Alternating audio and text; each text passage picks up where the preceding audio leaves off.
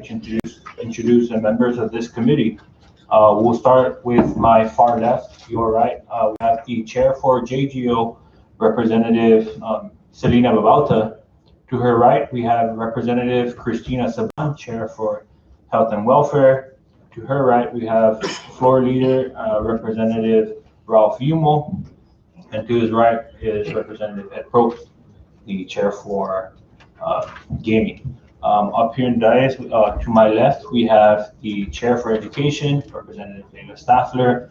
I am the chair for this committee, Donald Magnolia, and then to my right is the vice chair, Representative Ivan Blanco. Moving over down to my far right is Representative Richard Lizama. He is the chair for PUTC. To his left, we have Representative Anita Yanktamai, the chair for Commerce and Tourism and Cannabis. And to her left, we have Representative Vicente Camacho, the chair for Federal and Foreign Affairs. Assisting the committee are the LD staff. We have down to my right over here is sitting in for Ms. Claire Sablan is Cameron Nicholas, our fiscal analyst, Mr. Dave Demapon, our legal counsel, Joe Tyrone, and then IT, Jonathan Diaz, and Sergeant at Arms, Mr. Dennis Regis. So with that, with 10 members present, this constitutes a quorum to conduct today's budget hearing.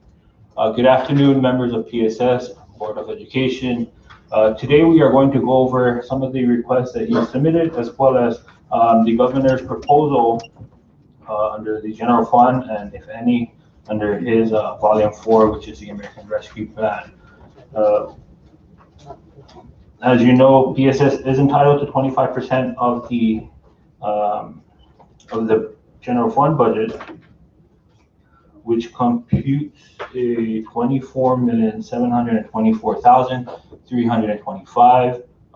This, as we've seen in your submission, looks like there's a difference of about $606,743. Your total came out to $24,117,582. So I guess after you give your opening remarks, maybe you can identify if this difference has been redistributed, and if so, where would you like to place those funds at? And so with that, I now open the floor to whether you be first, Commissioner, or Chairman Orsini. I'll leave it up to you. Thank you. Yeah, good afternoon, honorable members of the Ways and Means Committee. Chairman Donald Magnolia, thank you for this opportunity to be before this committee and to present our so-called proposed budget for 2021 to 2022. But before I further ado on my comments opening, I would just like to extend this to our COE, Commissioner of Education, Dr. Alfred Addett, to also present all the members of his respected committee members and key management people. Thank you. Thank you, Chairman. Good afternoon, Chairman Mr. Mendiola and committee members. I noticed that there are 4 teachers that were once teachers at PSS. Just want you to know we are still looking for teachers. Okay, I'm just kidding. I'd like to introduce our key management team. The key management team is our key leadership who are focused on each department. So we meet every Monday to discuss urgent matters or to help with share decision making in light of benefit of our students. To my right, I have our financial consultant, Mr. Ed Tenorio, our federal program officer, Mr. Tim Thornburg, our finance director, Ms. Arlene Lizama, our human resource officer, Ms. Lucrecia De Long Guerrero, our special education director, Ms. Donna Flores, and in the gallery, we have Head Start director, Ms. Latanya Angwe. We have the ITDE, which is Instructional Technology Distance Education Director, Ms. Lorraine Catienza. And right behind her, have the middle school principal representative, Ms. Hilda Rios. And I have Associate Commissioner for Administrative Services, Mr. Eric Magofnia. We have the State Infrastructure Technology Director, Mr. Jesse Tenorio. The Accountability Research Evaluation Senior Director, Dr. Rizalina Liwag. And we have our elementary school principal representative, Ms. Naomi Nishimura. And right behind her, we have the Student Support Services, Dr. Bonnie Pangilinan. And to her right, we have the Accreditation Program Manager, Ms. Marian Tadella. And next to her is our new employee just today, Ms. Randy Jo Barcinas, as our Communication Specialist. So thank you, Chairman, for making time for us today. I'd like to thank the Commissioner for that introduction, for all his key management. Again, members of the committee, Honorable Chairman of the Ways and Means, my name is, for the record, Andrew Orsini. I'm the current chairman for the 17th CNMI State Board of Education. On behalf of the interests of all the students and children of the entire PSS system, we're here to present their point of view of the position that we have for the upcoming school year 2021 to 2022. As you know, this last year was a very unprecedented kind of situation that the Commonwealth has experienced. Likewise, the public school system, and you know, it's been a challenging fortitude of how we managed to get up to par with everything, especially now with the current virtual instruction that we're doing now more so that we embrace it, that I think there's really a very need to have this ongoing, even from the beginning of the early stage of most students, especially coming from maybe the Head Start, kindergarten, and first grade. As you know, we're in a position geographically prone to annual typhoons, and these are the things that now the PSS needs to look more heartily forward in its planning to prepare itself. And one of the things that had occurred from the last year was the loss of instructional learning for a lot of our students, especially our graduate students that had gone before us, 2 groups already from this year, and of course last year. It's just unbecoming that those kind of things are happen, but beyond anyone's control. So the PSS is taking in good heart to try to address that and alleviate the tension of this instructional loss as we experience all these kind of calamities that may be coming forth for all of our people here in the Commonwealth. The other thing that I also like to emphasize that with the Educational Stabilization Funding 1 and 2 and 3, it's very commendable that we have this. I think it's just in good guise that we have this in timing, knowing that our local economy is not up to par at the present moment to try to assist the public school system in its endeavor and its financial situation. The thing that we need to also keep in mind is that there are several major issues that maybe need to be addressed to the committee, and that is the matching funds, that local funds that we need for matching funds, the Chamorro Carolinian language studies and the English language, as well as, more importantly, more so now, and I think it's incumbent that we keep this now moving forward, is our mental health awareness issues, especially among all our students and parents as well. And then, of course, we have the FTEs that we're looking at about 99 to be fulfilled, hopefully this upcoming school year. 13 vacancies that are considered highly qualified teacher positions, and of course we're looking to try to retrofit in the need for the counselors that we need in respect to the mental health awareness program that we're now moving along throughout the public school system and throughout the community. The other thing that I also want to emphasize is that we need to be mindful that, the funds that we have already allocated from the federal government, I think in all likeliness and in my position to view it is pretty pretty nominal for us to say we can live on with. And as you know, the current budget that we're looking at total as far as local and federal funded is about over $58 million. So a portion of that with the 24 million that is being given for PSS coming from the same matching amount from the last fiscal year, I think we can pretty much surmise that we could probably just go on and move on with this. Keep in mind that in the past, for the 2 years that I've been in the board, the experience of knowing that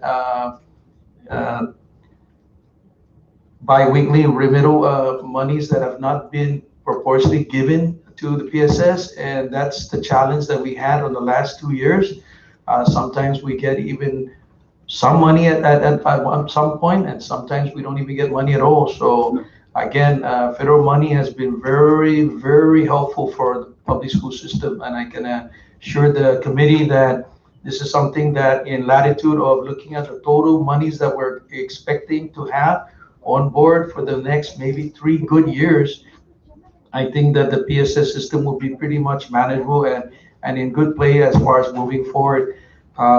In fact, to even consider that the budget of the economy is not yet improving, hopefully we can be a part of this to help in any way. But in the meantime, the emphasis there is that we still need local funds to continue the operation that we need to actually identify what the federal government is required of us, and that's we call retention and recruitment. In the last year that we went through in the pandemic, we lost a good, at that time, 34 HQT, highly qualified teachers, and now we're down to the vacancy of 13. So still there's a need to challenge us to get more qualified people into the system to continue our operation of needs. So with that, Chairman and members of the committee, I yield now to our Commissioner of Education. And again, I also want to emphasize that our Vice Chairman, Mr. Herman Antolico Rhoda, would very much like to be here. And he's the chairman of our FPA Financial Personnel Administrative Committee. But unfortunately, because of airline restoration that wasn't made possible, that he wasn't here. So he extends his apology to everybody. And again, Mr. Chairman and members, thank you again. And I just now would like to yield to our Commissioner of Education, Dr. Alfred Adam, to further the discussion. Thank you.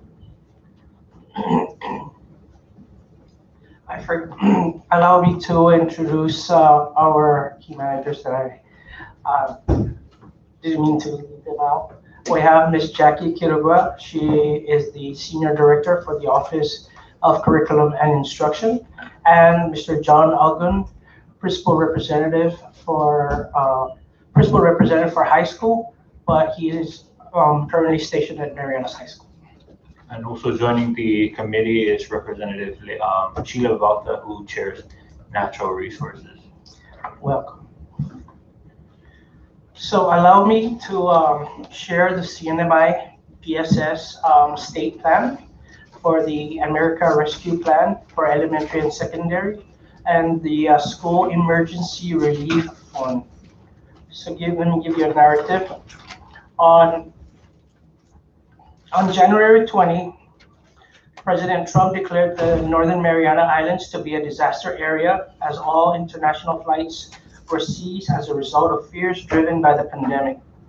Since March of 2020, the CNMI has been served by only one airline, making 3 flights a week from Guam to the CNMI. Thousands of staff across the islands have been furloughed. In the middle of last school year, we took a 50% reduction in our local funding from 36 million to 18 million. Our schools closed because of no funding, local funding, and over 700 staff were furloughed. In progress, as we progress forward, CNMI received money from the ESF, Education Stabilization Fund, the first ESF 1, $23 million. With that, we took care supporting the needs of students as they navigate through this pandemic. One, by providing devices, laptops and MiFis to every student who do not have devices at home or do not have connectivity at home. This was a basic equity issue, and that it was necessary as we continue serving our students. Second progress is the social emotional learning through our mental health specialists who have hosted numerous workshops at all of our schools and provide direct counseling to students and school staff whose mental health has been negatively impacted. Lastly, the resumption of school athletics has provided many students with the exercise they need, as well as the social benefit of being with school friends and being outdoors. Overall, our priorities and facing the students in schools across the CNMI in response to the COVID-19 pandemic, the three top issues that we were adversely affected our schools was one, the 6 feet social distancing guidelines, which limits the classroom capacity and cuts in half in-person instruction as schools must go into double session with 3 hours of instruction compared to 6 hours in person. The need, second priority is the need for tutors, particularly at the elementary, and our plan for high dosage tutoring to bridge learning gaps. And third priority is to retain our most gifted teachers, and retention of teachers is always an issue given the distance between the CNMI and the US mainland. The 6 months lost instructional time due to the COVID pandemic and the 50% cut in the local budget made in the middle of the fiscal year constitute way too much time out of school. Most elementary school students need the in-person instruction so they can learn how to read and do math computations. The full remote instruction just added to their frustration. We will correct this next school year with in-person instruction of 5 days a week for elementary school students. Our mental health specialists, working with our counselors and teachers, have taught our students at 17 out of 20 public schools the coping skills they need to allay the anxiety and the fear of isolation as they try to learn listening, talking to a head on a computer screen, or not listening at home.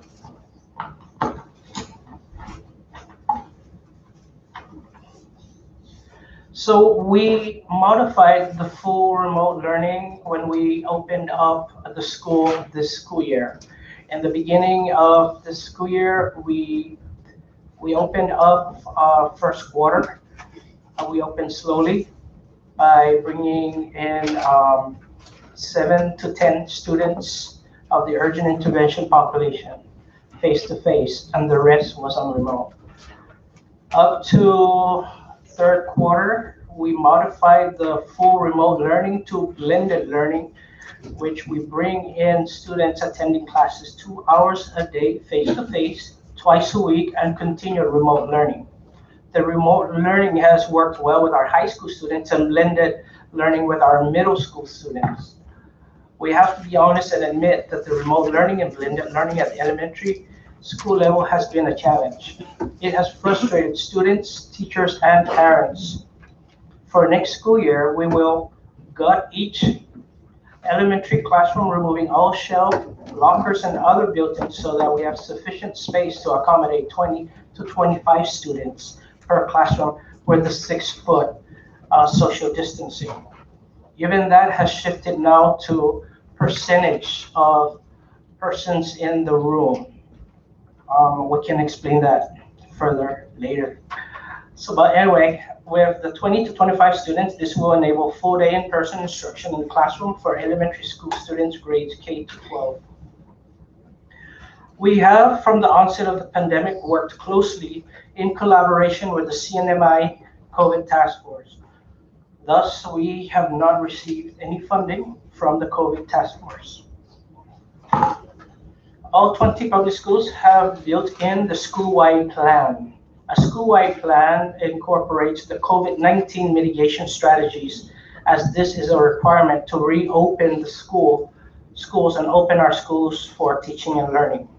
Each school will receive a continuity of services, including nutritious school breakfast, lunch, snacks for each student, and we will tailor classroom instruction to meet the unique learning needs of our students and provide social, emotional, mental health, and physical education by providing 60 minutes of moderate to vigorous physical exercise every school day.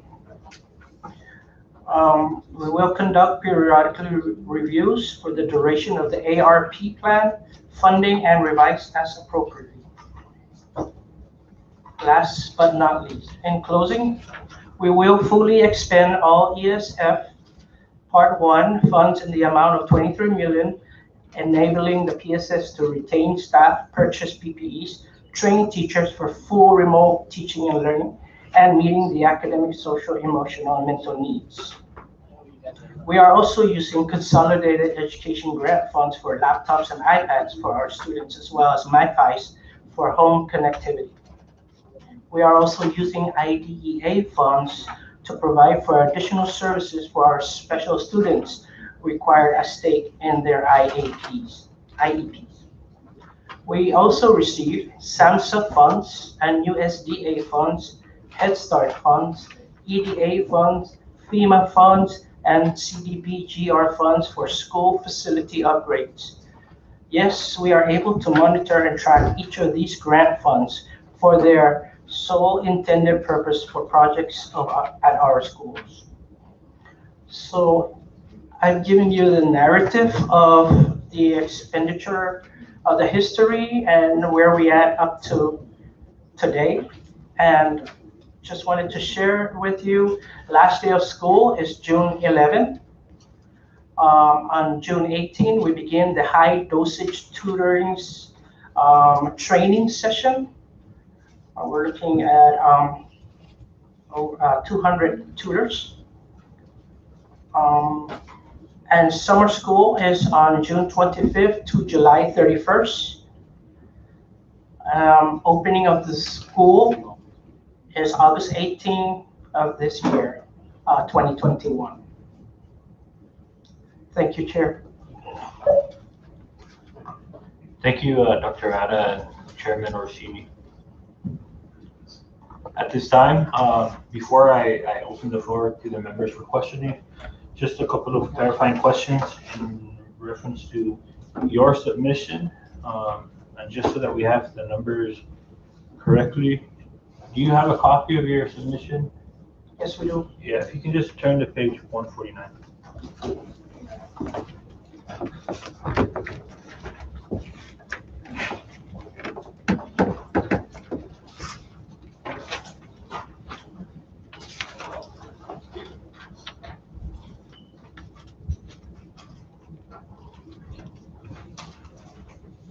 I'm assuming that's a typo under the fund balance.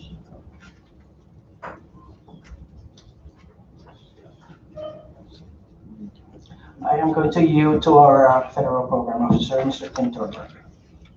Yes, it's a total grant amount. It is a typo. Yes, I totally agree. So the balance would be around 2 million. It'll be a little over. Yeah, it'll be about 2.5 million. All right. So clarified. The next question I had is in regards to one of the grants for the MHS CTE.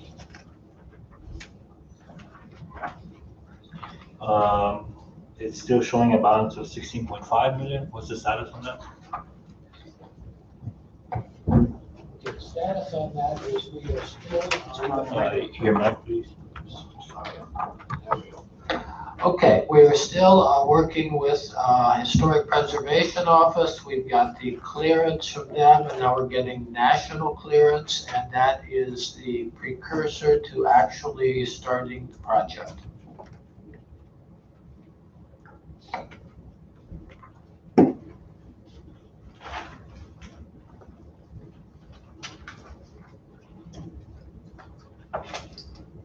Thank you. Thank you. Moving on to the ARPA, what's the total funds allotted to PSS, and how much will you be receiving? Have you It's received any? it's a little over 160 million. The answer is back on April 4th, we received a grant award, but here's the but. Evidently, they've modified the actual application process, which requires it to go through OMB for clearance. It hasn't cleared OMB. Once it clears OMB, we'll make whatever minor modifications we need to make to our plan and submit to U.S. Department of Education. In the interim, if there's anything we need, we just try to give a good example. We know we're going to need at least 5 additional school buses. I wrote to them and said, look, we need this, we need your approval, and got back immediately, it's approved. Is PSS getting any additional from the governor's ARPA fund? Short answer, no.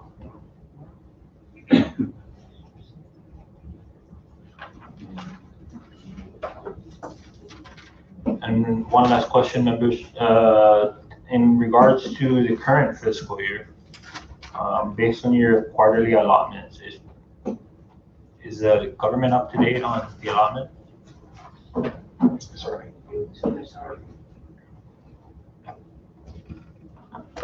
Good afternoon, everyone.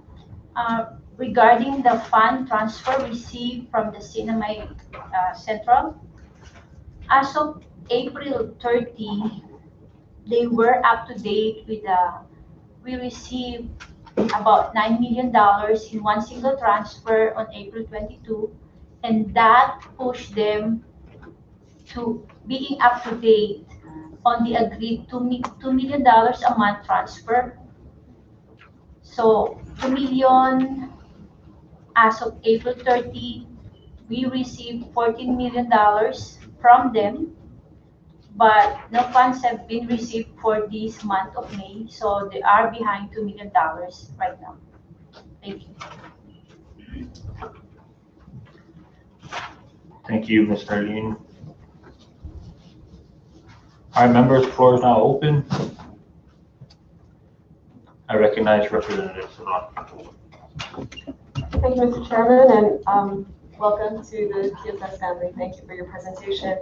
My first question is whether you requested any funding from ARPA from the government, and if you could provide that request, if you did, to this committee. I'd like to answer that, Madam Representative.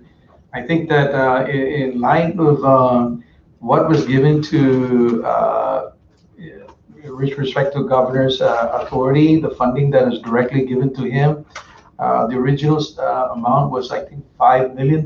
This was last year, and hoping that, looking at the situation with NMC and as well as PSS and as well as the private schools out there, we had our representative, our teacher representative, Dr. Ron Snyder of Saipan International School, who actually asked the board to see if we could assist them, private schools, in terms of some funding due to the onslaught of this pandemic thing that we were experiencing. And the fact of the matter that, when we looked at that, I was more conservative to the fact that, there's about over, I think, 2,000 students in the private schools throughout the CNMI, and my assumption to that is that, the schools are doing well for the PSS, and the fact that if we don't try to assist them, then maybe what may happen here is that all these students might be influx coming into public school system, and we don't have the actual space to accommodate or the actual resources to handle these additional students that we had. So I believe that the last communique that we had with Dr. Snyder was that the governor was going to give some certain amount for that, for the private schools, however, none for the PSS, and we'll take it as is because we're also helping each other in a way. But I So sorry, believe, I'm sorry to cut you off, Mr. Chairman, but I'm just trying to be mindful of my time limit too. Sure. So the answer is no. PSS did not ask for ARPA money for PSS, but you're supporting the private schools. yeah, because of the fact that Dr. Snyder did approach us firsthand to see if we could accommodate him, yeah. Okay. My apology, I'll try to Yeah. minimize my. No, thank you, thank you. And my second question, you mentioned that there will be additional funds allocated to your mental and emotional health programs. And I was wondering if you could share with us some data that the PSS has collected since the pandemic on the mental health and emotional health needs of your students. Yes, yes, Congresswoman, I would like to yield to Dr. Bonnie Pangilinan. She is the director for the SAMHSA grant, and she can give us update information on that. But going back to the question whether we have passed or not, I think you're referring to the GEAR money, the governor's education. No, I'm referring to the American Rescue Plan Act, the $500 million that's coming to state and local fiscal recovery. No, so the answer is still No. sustainable no. Thank you. So Dr. Pangilinan will give you an update on the mental health services provided thus far. Dr. Pangilinan. Thank you. So we have collected several sources of data to review the mental health needs of our students and also our staff and teachers. One of the first things that we did was to embed a screener into the registration last school year. And through that screener, we've been able to identify about 887 students who had needs for follow-up. We have 3 mental health specialists on board who have been working with our RAP coordinators to make phone calls home to find out what specific needs need to be met, whether they're in, and we have a multi-tiered system of support, so whether they're intensive needs or just support needs for group activities or group counseling, or just awareness. And so that is the first set of data that we collected from registration. We also have referrals that have come in since September, and these are through our outreach services. So we have parent referrals, school staff referrals, and we've seen 113 students for Tier 3 services and Tier 2 services, and those are either therapy that is done with mental health specialists on board at PSS or through coordinated referral with DGC. That does not include some of the crisis referrals that we have, and those are immediate emergencies. And so for this year, we're looking at about 74 crisis referrals. May I ask how this compares to pre-COVID statistics? The reason that we had actually written for the grants was because of the student data that we were looking at. Since Sodalor, we're looking at 3 different trauma affected areas, right? Typhoon Sodalor, Typhoon U2, and then the pandemic. And what we were seeing with our students was an increase in anxiety, depression, with suicide ideation, suicide attempts, and more, mostly disproportionately, also with our students who are LGBT.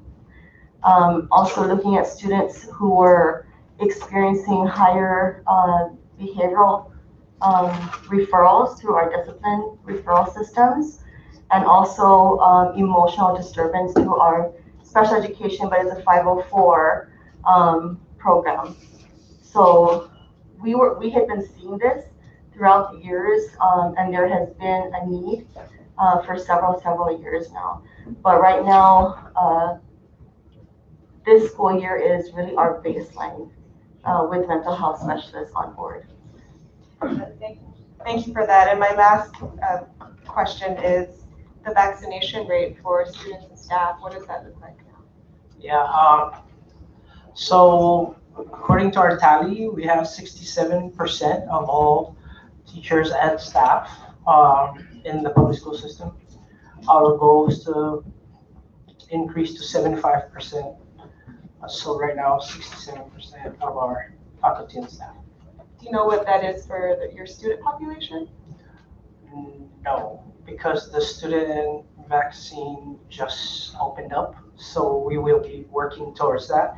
I know Esther Muña and Mr. Warren Gomez have reached out to me to help campaign for the high schoolers, the high school students. Okay. So, thank you. I yield, Mr. Chairman.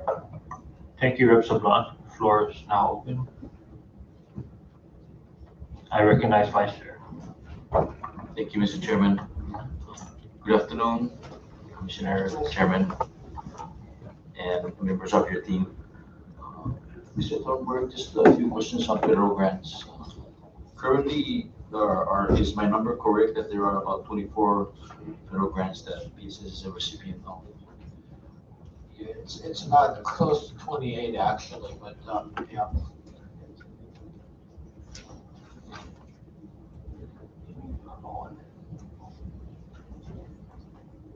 And for each of the either 28 or 24 grants, do they receive indirect costs? Yeah, our indirect cost rates take it from almost all the grants, yes. So on page 146 of your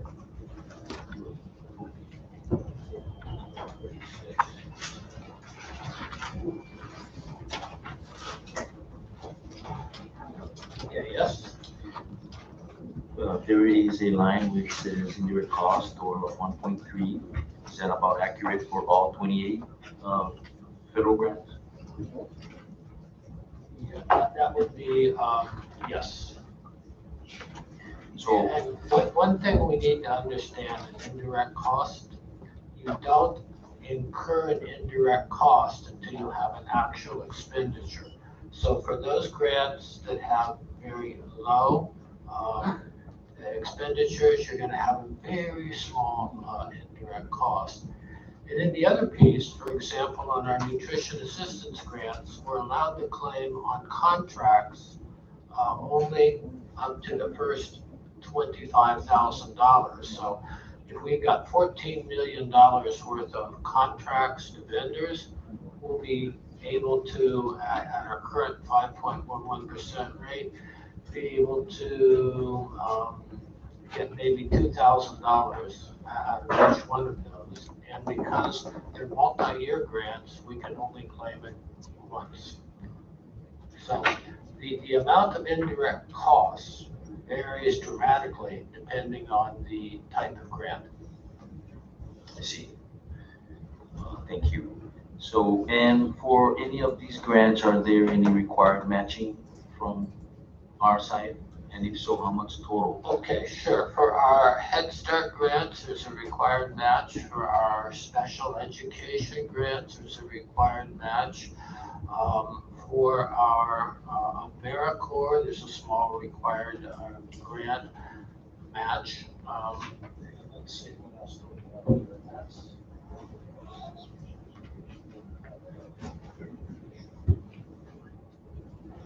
Yeah, and E-rate, yeah. So we have a few grants that do have substantial required matches.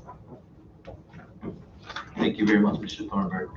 If I can just maybe open up this last question to your team. What are there any positive takeaways that PSS has learned from this pandemic in terms of the distance learning or online learning? Are there any positive stories you may want to share? Yes, there are numerous stories, and I'm going to yield to our special education director, Ms. Donna Flores. Good afternoon, Mr. Chairman and members. For special education, we have realized some positive outcomes as far as distance learning is concerned.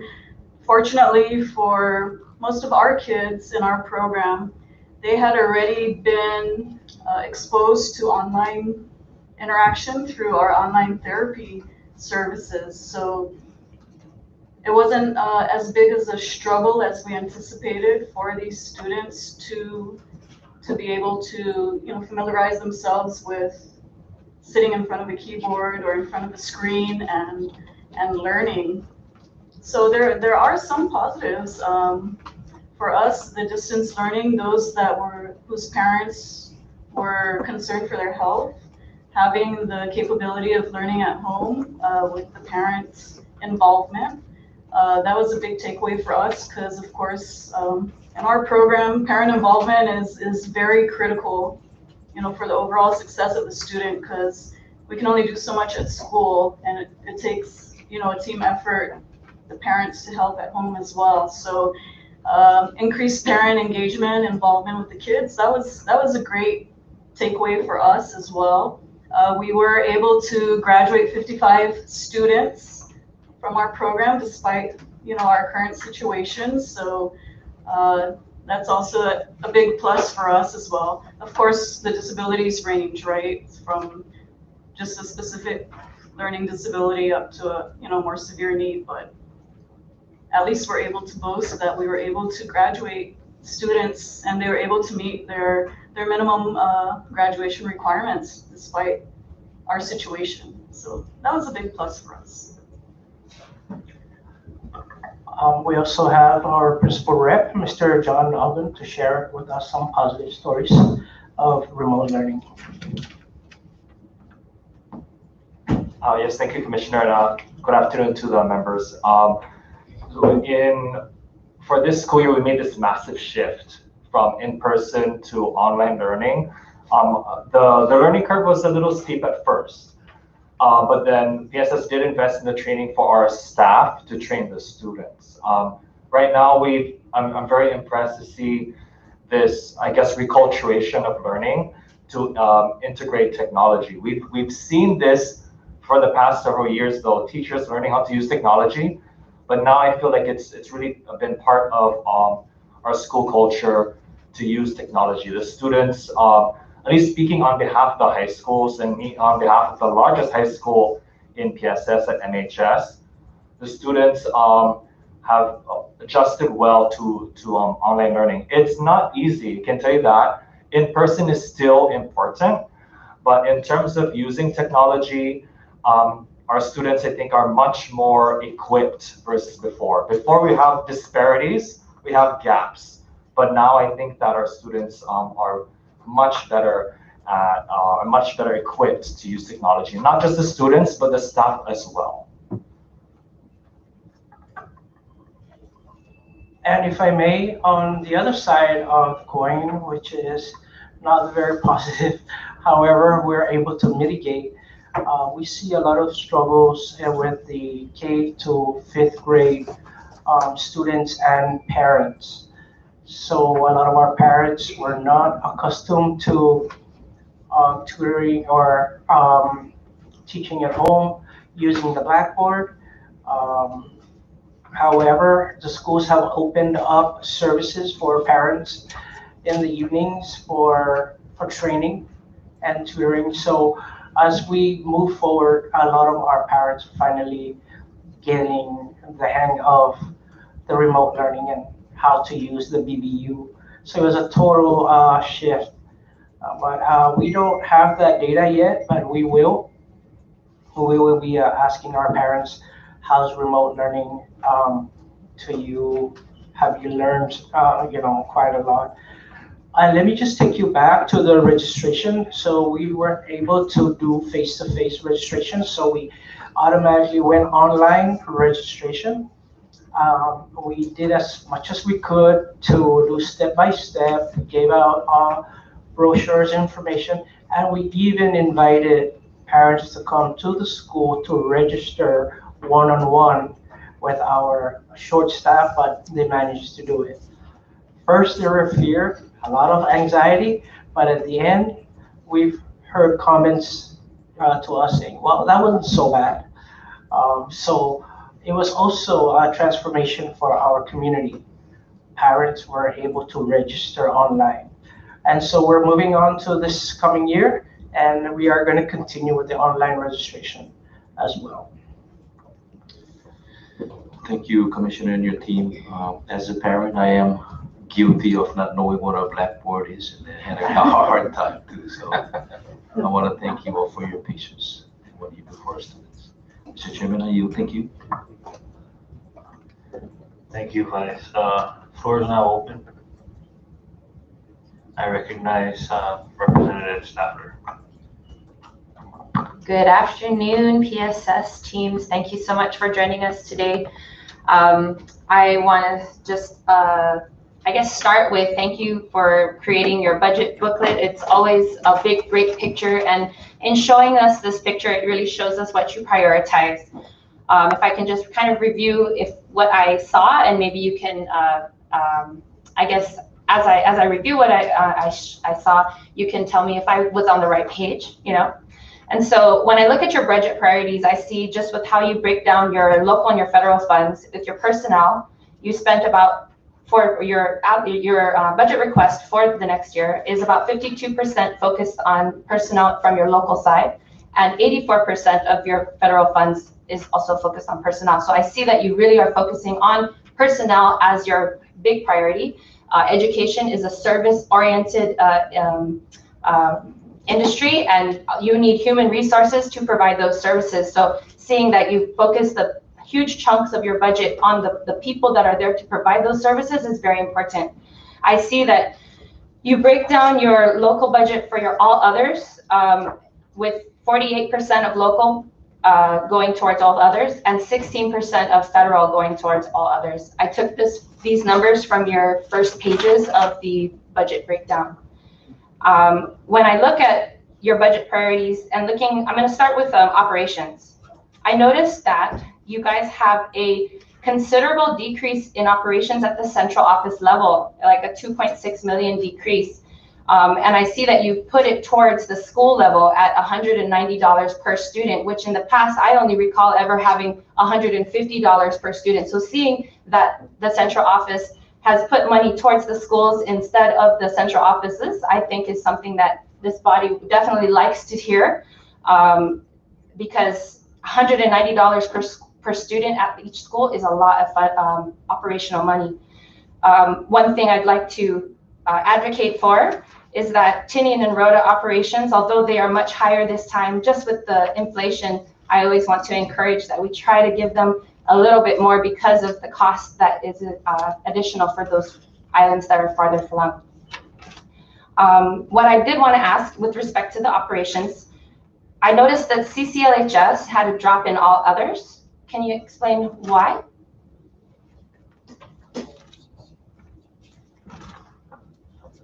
It's on page 30, I believe. Like why is there a change in that particular operation? Yeah.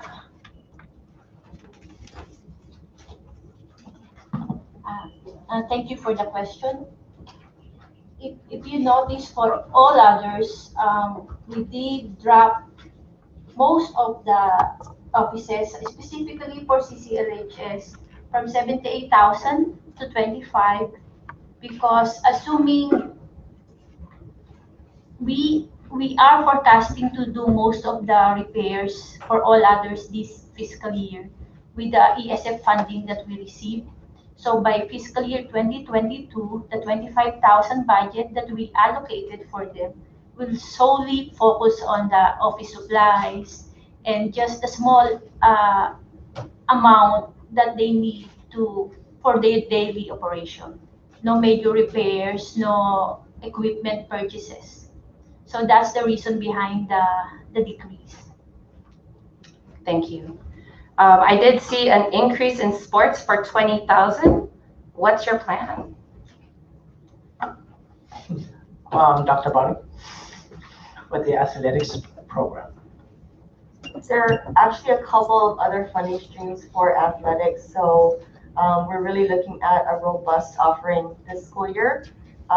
Nick has gotten support from ESF2 and ESF3 and the consolidated grant. So While that may look like a large number, $20,000, it actually takes over $800,000 to run a really good athletics program, and the support is coming on the federal side as well. Thank you for that update.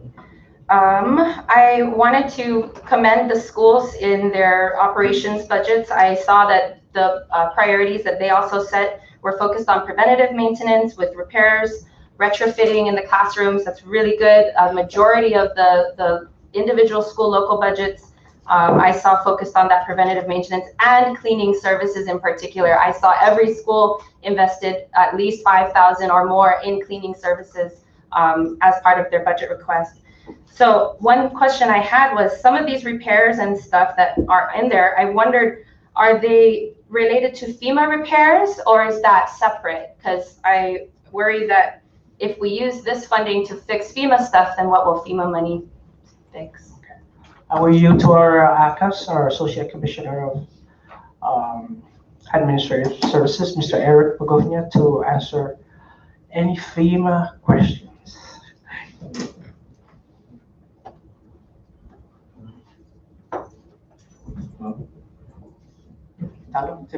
Push it to the red is on. Push the talk button. There you go. Okay. So with regards to the local funds and the projects, anything that's FEMA funded will be funded by FEMA. We are not going to be using any local funds to fund any of that project. So every school has a lot of repair projects that they need to be done, and not all of it is covered under FEMA. So these funds would go to that. Thank you. So no FEMA funds will be used to spend on these repairs that they're listing. Thank you for clarifying. Congresswoman Stafford? Sure. If I may, you mentioned CCLHS. I will yield to Ms. Jackie Kiruga, our Office of Curriculum Instruction, to talk about plans for CCLHS for upcoming school year. Thank you. And I did notice too, come on up, Ms. Jackie. I did notice too that you guys have included additional FTEs for the immersion program. And so Yes. maybe you can tell us the awesome news about that, because I think that's something our community would really like to hear about. Good afternoon, amazing leaders. That includes all our legislators here and also Board of Education and PSS. We are very grateful and excited to share with you that beginning school year 21-22, we will be having immersion programs in our elementary school starting from kinder. We met with all our teachers last week, and almost all, with the exception of 2, and just give us a little time to really figure it out with 2 of our schools, who will be the immersion teacher. But and it's very exciting because it's the existing CCLHS teachers that really stood up and said we are ready to take that role. We're going to be working hand in hand with Cagman Elementary, since they are the lead school in implementing the immersion program. So on top of this, we are opening additional FTEs supported by the ARPA, or the American Rescue Plan Act, to bring in at least additional 10 more teachers to support our Chamorro and Carolinian language heritage studies. We plan to have immersion training for our teachers beginning June, and that too will be supported by our ARPA as our way to bring sustainability in addressing our local languages and culture, Chamorro and Carolinian. As far as the curriculum, most or all of our resources are locally developed, and that really takes a lot of time and work that entails in order for us to really provide a lot more resources. And to date, we do have digital resources that our teachers can access immediately, as well as our students and parents through the e-library which is, which really has a lot of, some of the materials already developed, the anthologies, especially from kinder to 8, and storybooks. But we continue to develop and have these resources readily available for next school year. Thank you. Thank you for the update. I have a few more, Chairman, that's okay. I wanted to move on to your priority with the full-time positions. That was something I was looking at, and I noticed that all schools did require a request for additional FTEs. I know the program you just shared why the CCLHS has additional FTEs. Maybe when somebody can tell why were the schools asking for additional FTEs? Is it to reduce class size? Are there program changes or expansions? Like what is the reason behind that? So before the pandemic, we were not filling any vacancies because we were monitoring our funds, making sure that we don't crash. But then when we had to shift from 36 to 18 million, that took a lot of meeting. So we tried to figure out where can we spare some of our vacancies and not fill our vacancies. So we looked at the secondary schools, which is at that time distance education was on. It wasn't fully implemented, but we were able to do away with some teachers, people taking online class like chemistry. They can sign up to, I believe, 200 students to a teacher, right? So we focus on the K to 5th grade teachers, making sure that they are the class size reduction numbers, which is 25 to 1. I would like to ask any of our team members why we didn't fill. So Ms. Donna, you want to add? Thank you, Commissioner. I'll add, with special education, of course, members, Staffler, you're very aware, they may have requested for additional teacher aides to help support the teachers in the classroom. And, that's always a fluid number because we don't know, we don't have a steady number of students in the program. They can come in and be identified any time of the year. Even towards the end of the school year, we still get requests. So depending on the students' needs, unique needs, and the IEP team may determine that, the student needs additional support and additional staff to help with instructional purposes and related service support. So they may have requested for additional teacher aides. I'm sure they did. I'm sure there are schools, there's always a need for that additional staff. So that's probably included also. And it's there because as part of our maintenance of financial support, which I guess some of you folks call it a matching, but actually it's a certification that special ed is being funded by the state regardless of federal support. So we are right now at 1.795 million. That is our maintenance of financial support that is expected to be provided by the state because we are, under IDEA, it's a state education agency and a local, we're both. So we guarantee that we will not supplant. Instead, we supplement, using federal dollars. So regardless of whether or not we had the federal money, this is certification that our state would provide funding specifically for students with disabilities.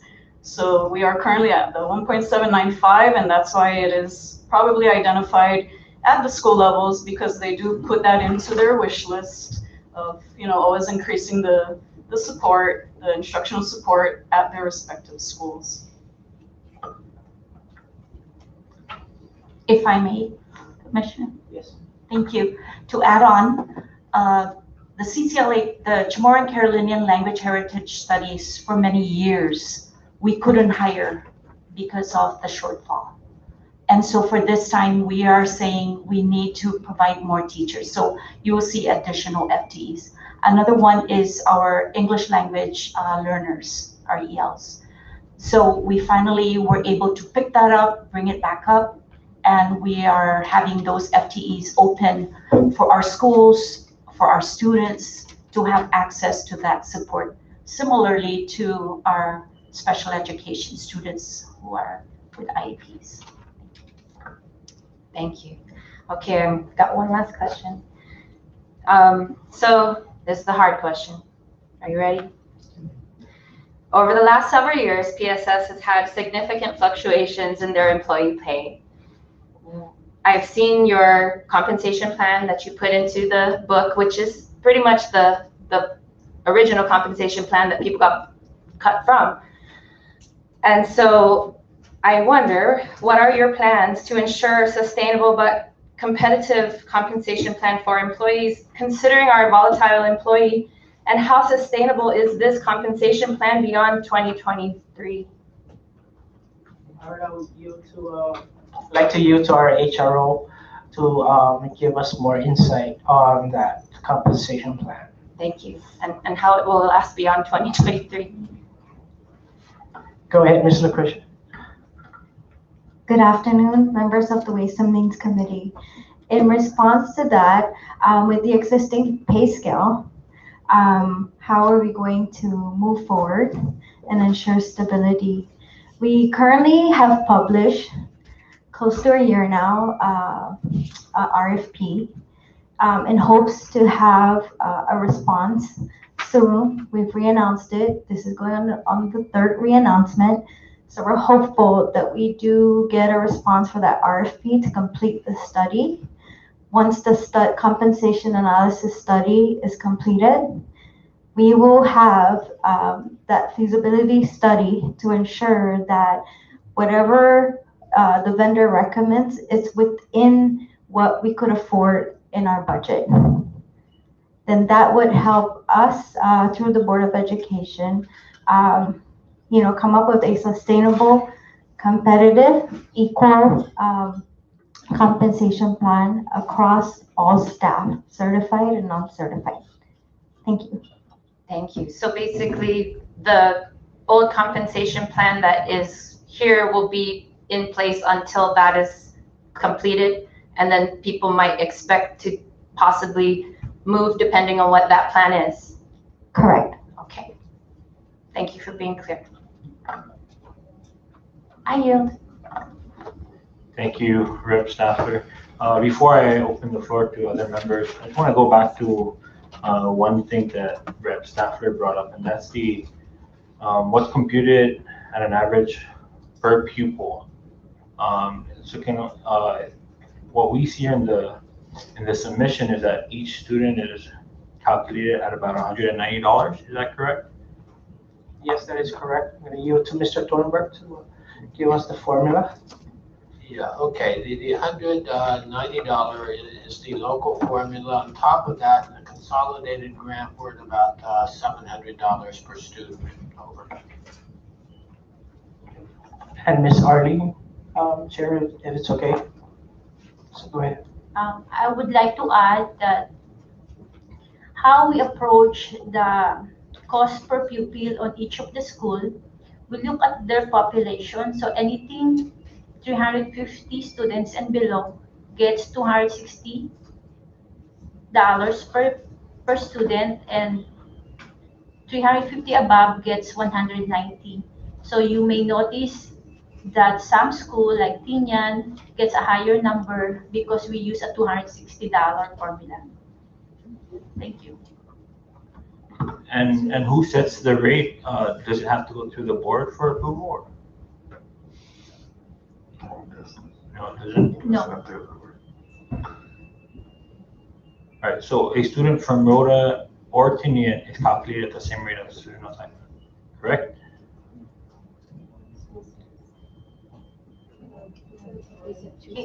We base it on the school population. Right, but a school population on stipend that is below 350 also gets the same amount, is that correct? 260, yes, that's correct. So again, students on Rhode Island may be receiving the same as a student on stipend, depending on the school population. That's correct.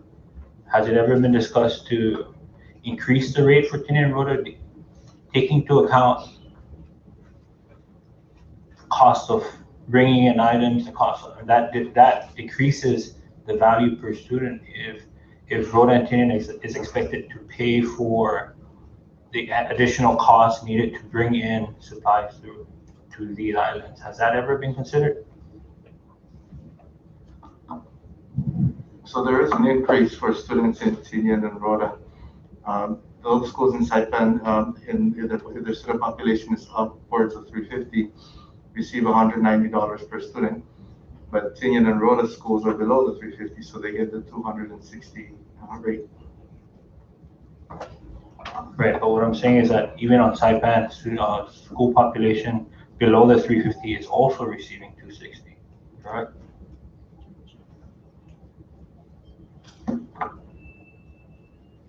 And so the value of per student on stipend is much greater than the value of the per student on Rhoda, taking into account all these other factors that Rhoda or Tinian is challenged by, and that's the cost of transporting whatever supplies the school needs. Okay, let me give you a very concrete example. What we do, out of the consolidated grant, we allocated around $700 per student. But when we're talking about purchasing laptops and things like that, we pay the freight to Rhoda. Or a good example, tomorrow we've got 2 school buses coming in, 60-passenger school buses. And one's going to Tinian, one's going to Rhoda. We're going to load up probably about 230 laptops and other school supplies into the bus because it's going to load to Rhoda. So therefore, there's not the cost is the same, whether it's Saipan, Tinian, or Rhoda, because we paid the additional freight. And I understand that you talk about capital items, or all these big equipments, but when you talk about school equipment, supplies, basic school supplies or cleaning supplies, or all of these, even if it's allotted through the local to the general fund, that still doesn't take into account these additional expenses. Because what you're saying, Mr. Thornberg, is that these costs are included on the federal side, yes, but when it comes down to the local funding that is given to the schools, Rhoda and Tinian is still receiving the same rate. Okay, but as an example, if there were additional supplies locally purchased, they could go right into that school bus too and ride for free to Rhoda. So anytime we have an opportunity like that, we need to just kind of share it with everyone so that we maximize the benefit. Thank you, and I get that, but I just wanted to point that out just so that the key management can take into consideration the additional costs. If there wasn't a school bus, if we're not shipping laptops, then these are additional costs to the students. I mean, per diem rates is an example, right? I'm not sure if PSS has changed their rate, but in the past, we've seen a higher per diem rate to go to Rhoda than it is for someone from Rhoda to come to Saipan. And so, these are additional costs based on the high cost of living on these 2 islands. And so that's something that I hope the key management can consider in regards to local funds. And I know even with federal funds, with SWP, I'm assuming it's calculated based on per student as well, based on the cost per student. And so if, when I was a teacher and even hearing from the teachers now, their SWP is while they get it based on the student population, they have to also take into account all these other costs that is associated with bringing in these equipments or these purchases that they make. And so with that, the floor is now open to other members.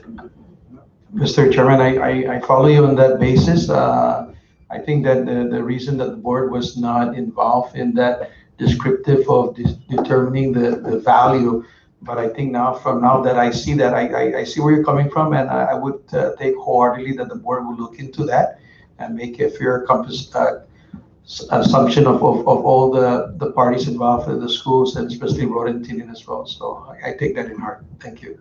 Thank you, Chairman. Floor is still open. We'll just go down the line, so we'll have Rep. Babalta, then Rep. Camacho, then closing out is Rep. Thank you, Chairman. Thank you, PSS education leaders, for being here and for providing all this information to us. It's very helpful during this budgeting process.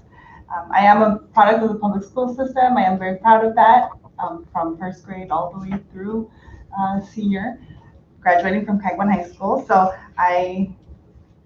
it's always nice to see how our school system has improved. And I've always enjoyed my time in the classroom. So I have very intimate firsthand experiences with our school system and our students.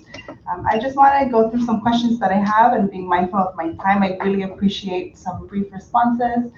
And I'll go ahead and get started. Infrastructure and the environment that's provided to our students is very important, right? In addition to the human resources, like former principal, Rep. Leila mentioned, the actual space that the students are in is just essential to providing a positive learning environment.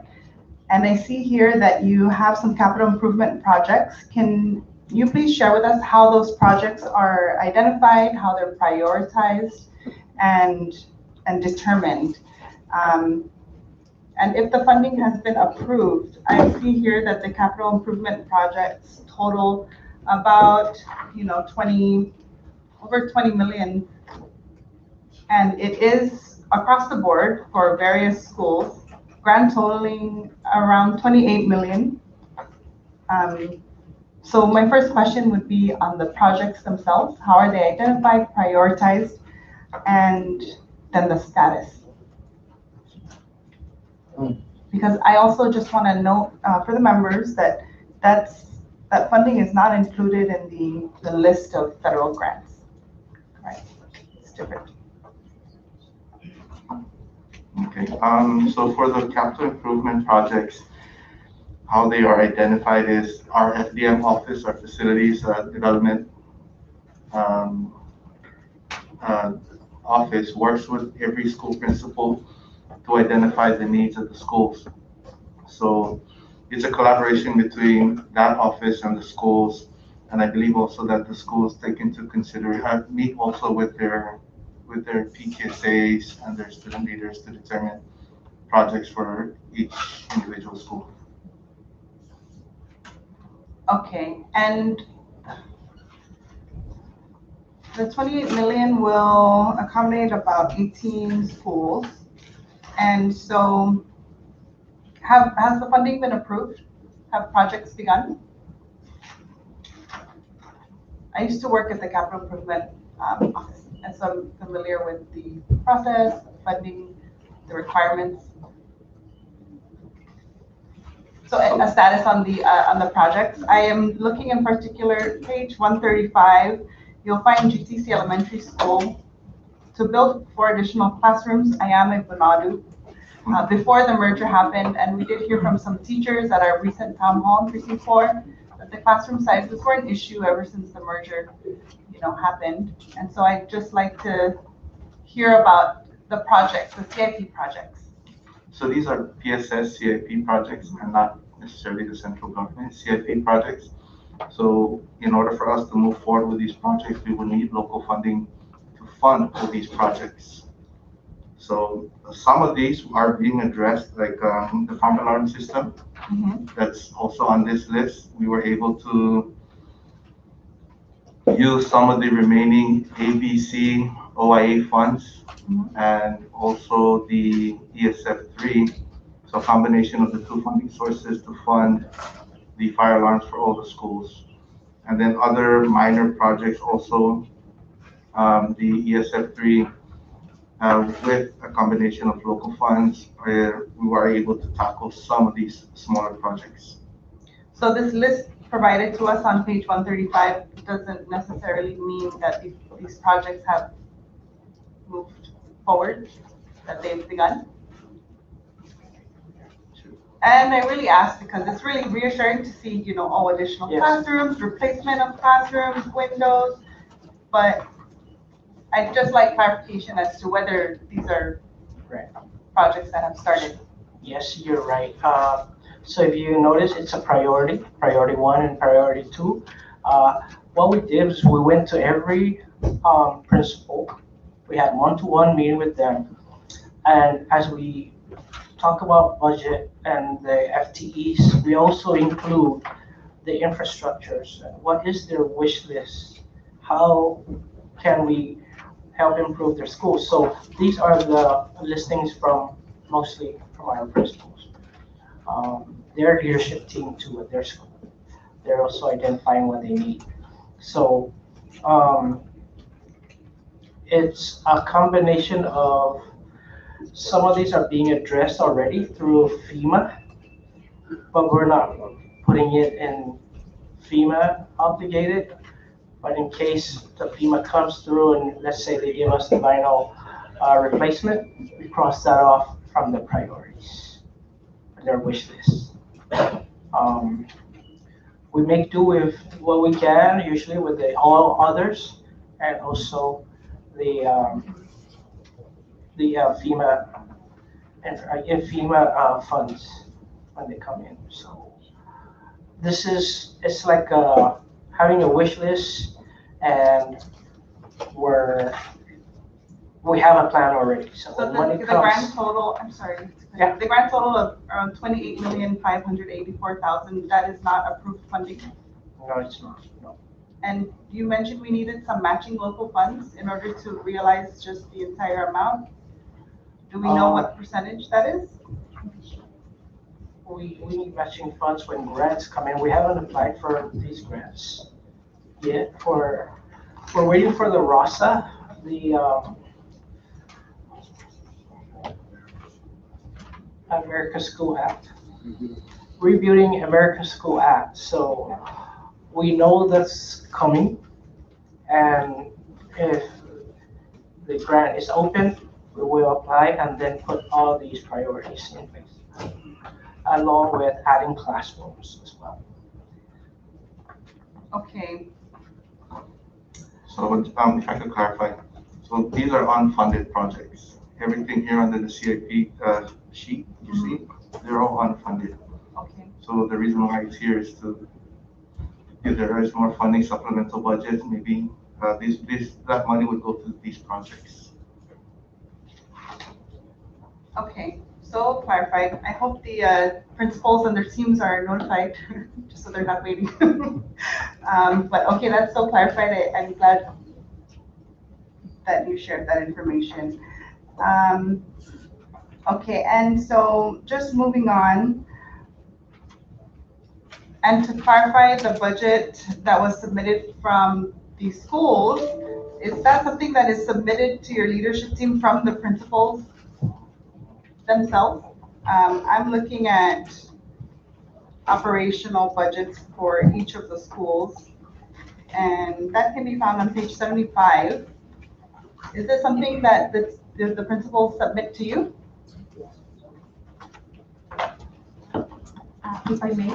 Yes, every year we do have a budget committee, and we usually start November or December to talk to each of the principal of the school, and we go through a rigorous discussion on their needs in terms of staffing and up to the operational budget. So we usually start the process November and ends January to come up with this information. And then who comes up with the final numbers to be submitted to this body? The budget committee. The budgeting committee. And yes. Okay, that's good for me to understand. I'm looking at some security services listed here on page 75 and 76. It seems that San Vicente Elementary School is the only elementary school facing some security issues. And then Hopwood Middle School, Kagman High School, and Marianas High School have also submitted funding requests for security services. But it seems that Kagman High School, just according to the narrative provided, will look into or will request for security cameras. And then the others are looking to procure security services. Can you just speak to us on the safety of the school? Is this after hours, during the weekends? Are these security services to protect the Yes, the resources. and the equipment of the schools? So yes, if I may, 90% of our school buildings have CCTV. We are working on that 10%. However, the CCTV has become very instrumental in finding the culprits. So we are doing away with the human security service and more of the CCTV, the cameras. FYI, Tinian was vandalized over the weekend, and we are going over the footage. There were 16 areas in the school, so we were able to pick that up, and that happened over the weekend. Oh, I'm sorry to hear that, but I'm also just glad to hear that security cameras were installed and helpful during the investigation. And so I hope that that is another way some of the schools can, think about reorganizing some of the funding for their schools. Just moving on to more resources at the school level. I was looking at the data you provided, and it seems like our students are almost half male and female. And I'm very glad to hear mental and emotional support being pumped into our schools. I am wondering about a school nurse on campus and sex education for our students to cover healthy relationships and all kinds of education surrounding sex, because teen pregnancy is still an issue that we face today, and I believe it really does contribute to our poverty rates. Yes. And so if you can speak to that. I did not see any line item budget for a school nurse or Yes. for. So if I may, right now we have opened up a school nurse. In the past, it was also a struggle to recruit a certified nurse on board, but I would like to inform you that we now have applicants, and we've opened up the JVA, and we are undergoing interviews for 2 school nurses. So these school nurses will be stationed at the schools where the special ed IEP is being requested, but they will extend their services to other schools as well. Is this for all age groups? Yes, for all the schools. So the nurse will travel? Yes, traveling nurse. Okay.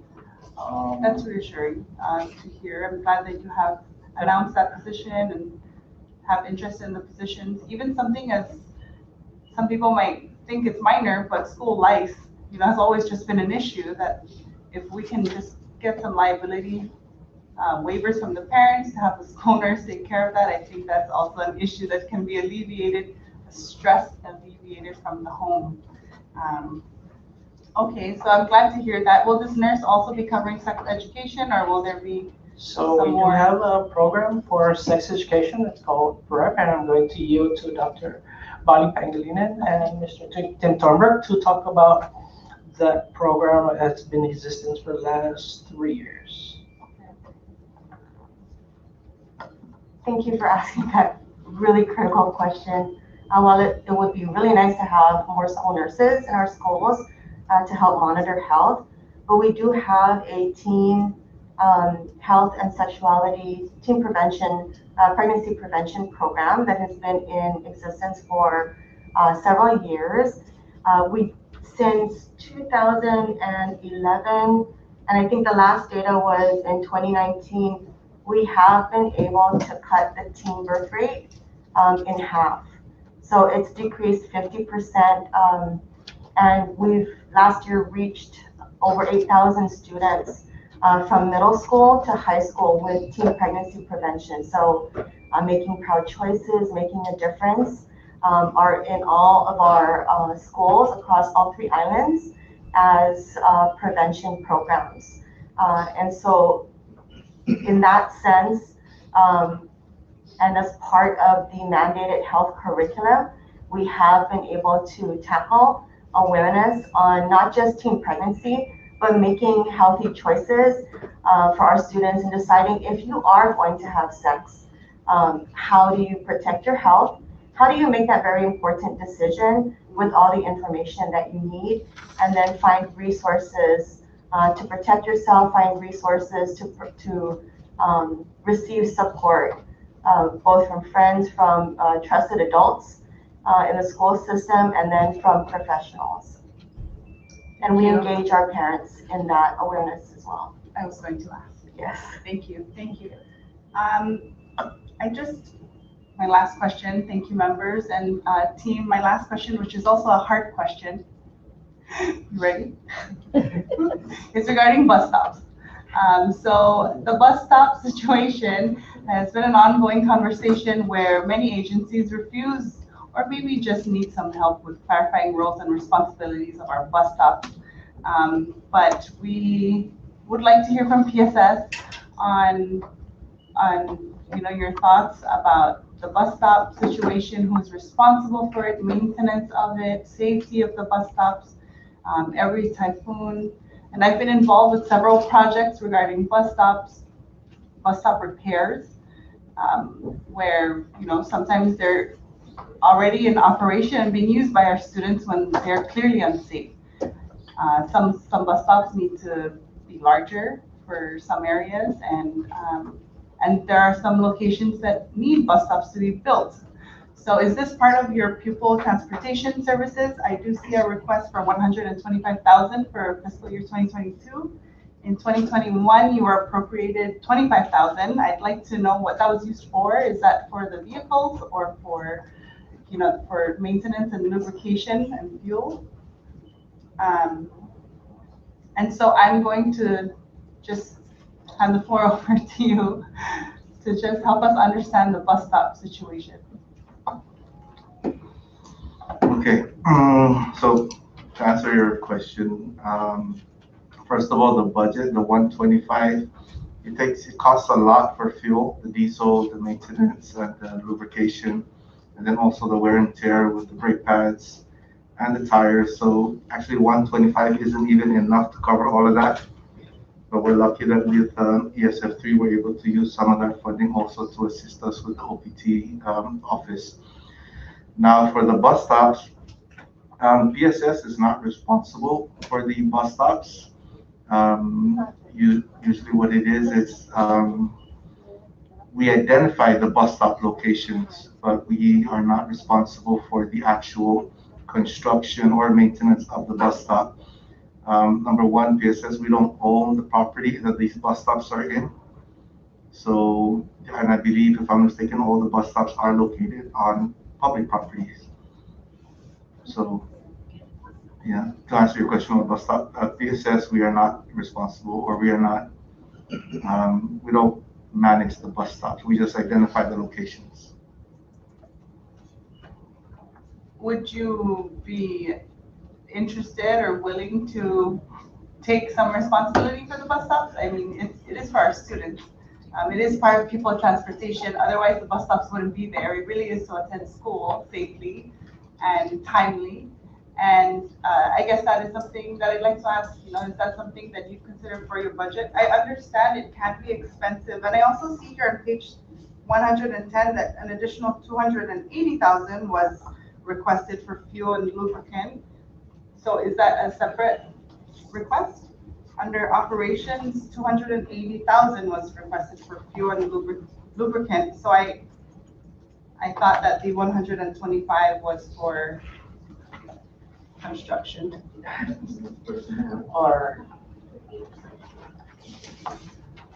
Our OPT drivers during the summer have volunteered to go step in, paint it, whatever they do a touch up, and they also help maintain it. But during a school year, they, they work early in the morning and then late at night. So we, if you're suggesting to have clean maintenance services for the bus stop, that was something that we will probably consider, but we cannot promise. Yeah, no, I mean, our DPW, mayor's office, they have helped with the bus stop maintenance, at least with the bush cutting, because they are on public property.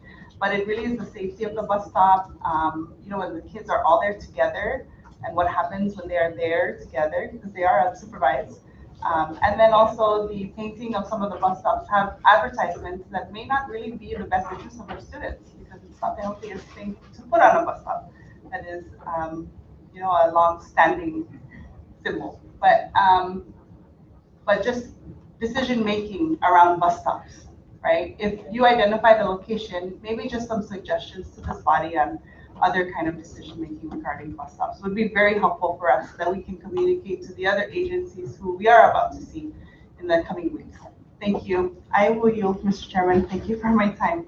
Thank you. Thank you, Congresswoman. We will consider looking into the bus stop issue. Rep. Camacho. Thank you, and welcome everybody. One question only. We've been going through this pandemic for over a year and a half now. Even I had a hard time with that, just trying to get my kid to sit down and focus. I cannot always be there. So my question is, what is the percentage rate of non-graduates and non-promotees for this year? If you have that answer. Well, the last day of school is on June 11. We can give you that data. We still have some high schools to graduate this week. So I will have to give you that information. But I can tell you with our learning loss, we're able to see that 34% our students have really, their reading level has really gone down 34%.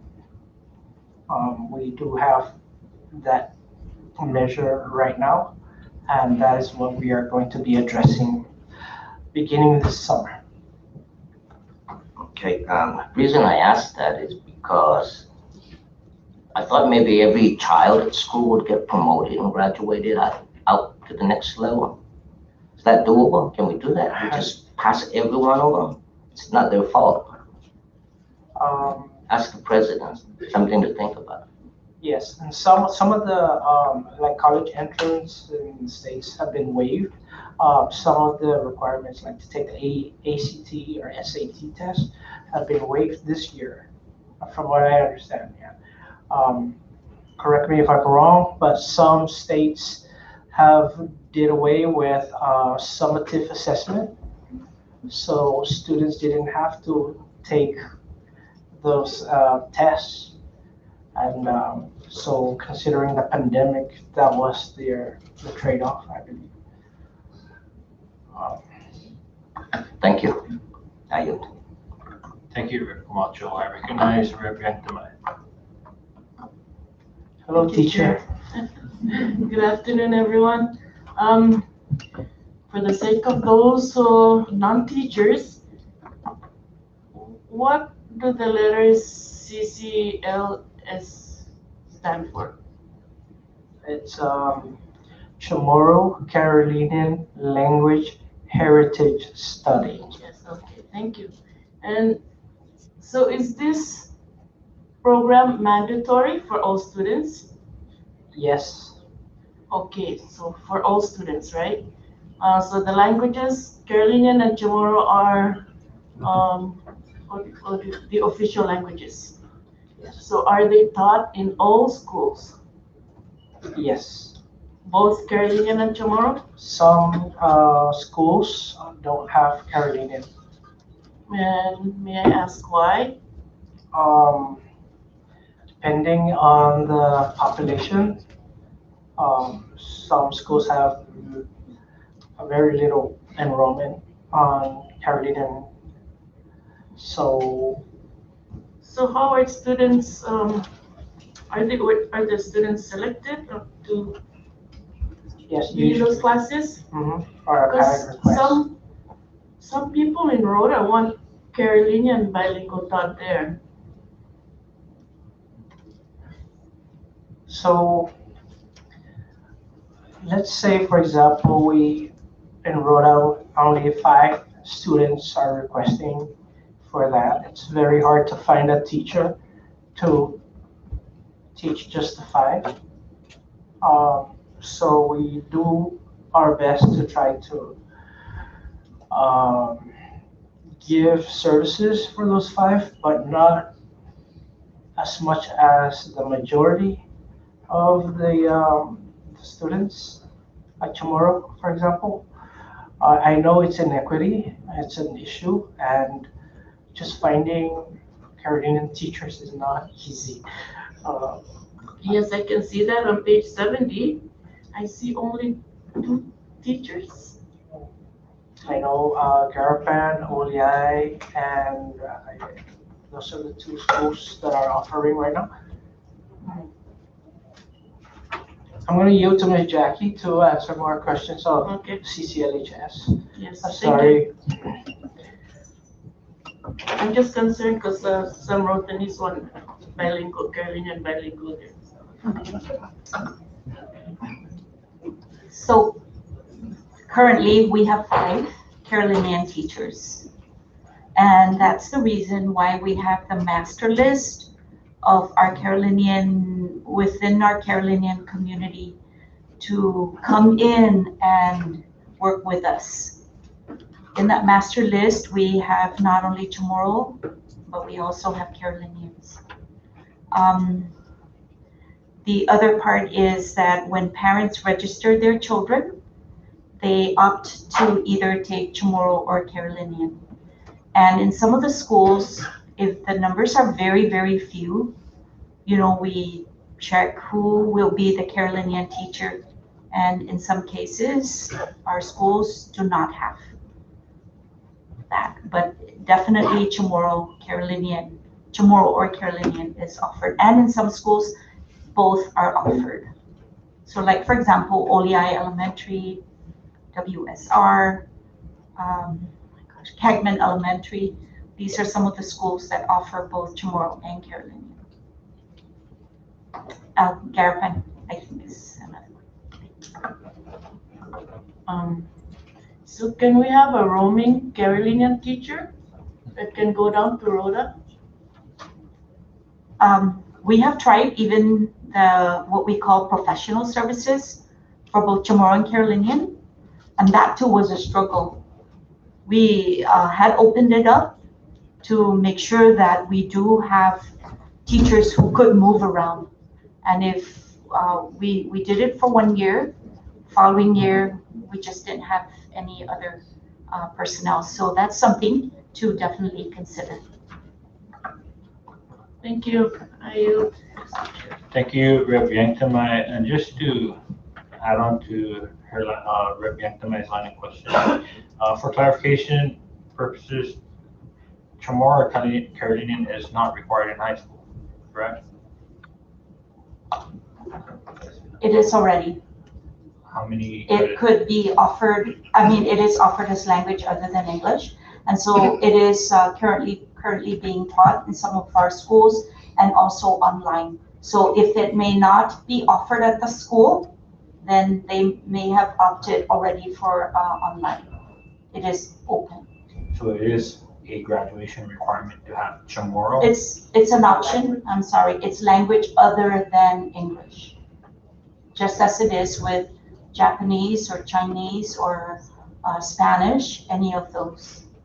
Thank you. And in regards to the Carolinian language, are any of the teachers able to or are interested in teaching it through distance ed? Yes, currently we have those. So you do have Carolinian for online classes? I'm need to go back and take a look at what was the course offerings one more time, because I know that I pretty much will review that at the opening of the school year. But definitely I will go back and check it and then give you an update. Thank you. Thank you, Ms. Kiraba. I now turn the floor over to Rep. Probst. Thank you, Chairman. Thank you, Commissioner Chairman, and everyone from PSS for coming in today and answering our questions and concerns. Before I ask a couple of questions, I did want to comment on Rep. Babauta's bus stop concerns, and I thank you for bringing that up, because it's something that we talk about it every year. But yes, in the past, I did get a chance to go on a sort of a tour of the south side initially and look at all the different bus stops, all the needs. There are so many from a community perspective, and in the south, we constantly get requests for bus stops. But the thing is, and maybe you can correct me on this or comment on it, the needs change for each area. And that's why in the past, I kind of mentioned it, we've never really pursued it, but this is really up to us as colleagues to work with Commissioner and everyone, is finding an ideal design for bus stops. Because I can tell you from experience, the concrete bus stops and the 74 different types of bus stops that are built are just not conducive, they're not consistent. And we have bus stops where it costs $5,000 to build a bus stop. The other one was like $25,000 because it had laddie stones and beautiful. So that is a concern. I think consistency would be the key. I also would think that if we do look forward and think forward when it comes to bus stops, that these bus stops could be removable, not permanent structures as in concrete, but we would be able to transfer them to another location, for example. Because again, I've seen that happen where there's a particular area, several kids are in this area, and then there's only like one. So that need has shifted. So it's just something to think about, something to plan for, and something I hope that I encourage us to continue to have dialogue on this. We do know how so much is on your plate. And that's why representatives, we normally have our community workers that go out, bush cut, clean up, and things like that. And we're happy to do our part in assisting. So just wanted to comment on that. But what do you think? Is that possible? Or? Yes, Congressman Probst, you're very right. Our student population movement locations always changes every year. In fact, I have our principal, Naomi, for Kobler Elementary. She recently encountered a need for a bus stop in some parts. So Ms. Naomi, would like you to share the current situation? Yes, thank you. And thank you for your time today. I'm glad that you guys are bringing up this issue of, bus stops and the need for to look into this. I just want to share a little bit about my experience with our students in the Koblerville area. At this time, we do receive the services for busing for the San Antonio community. However, in the Koblerville area, based on our data and the demographics, there's a high need for some type of services, bus services, even within the 1,500, I guess, policy that we have in terms of how far we start transporting students. We cater to the communities at the turnkey. Based on our demographics, we have such high poverty rates that even as far as transporting our students or our parents having to transport their children to school is a big issue. What happens on rainy days? What happens just looking at the community traffic flow, the pathways? There's nothing for our kids to walk on safely. And I think, I believe that it's not only PSS that should be worried about this, but our community as a whole. we do need additional bus stops in our area. And this is just one of those examples that I think we, even as small as bus stops are concerned, it's a major issue, because then what happens to these kids that are forced to walk in the rain, that are forced to stay home because they can't get to school, or the fact that they have to walk through, grounds that are unsafe, right? So, I want to thank you for this opportunity to hear us out.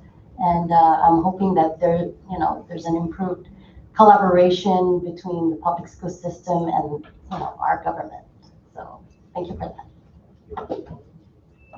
Thank you for answering that, Principal. We appreciate that. And I do, again, hope we can continue this dialogue to look at those needs. And you did bring up something else that's important. You mentioned about walking, sidewalks. We look at just where I live in our area on Dan Road.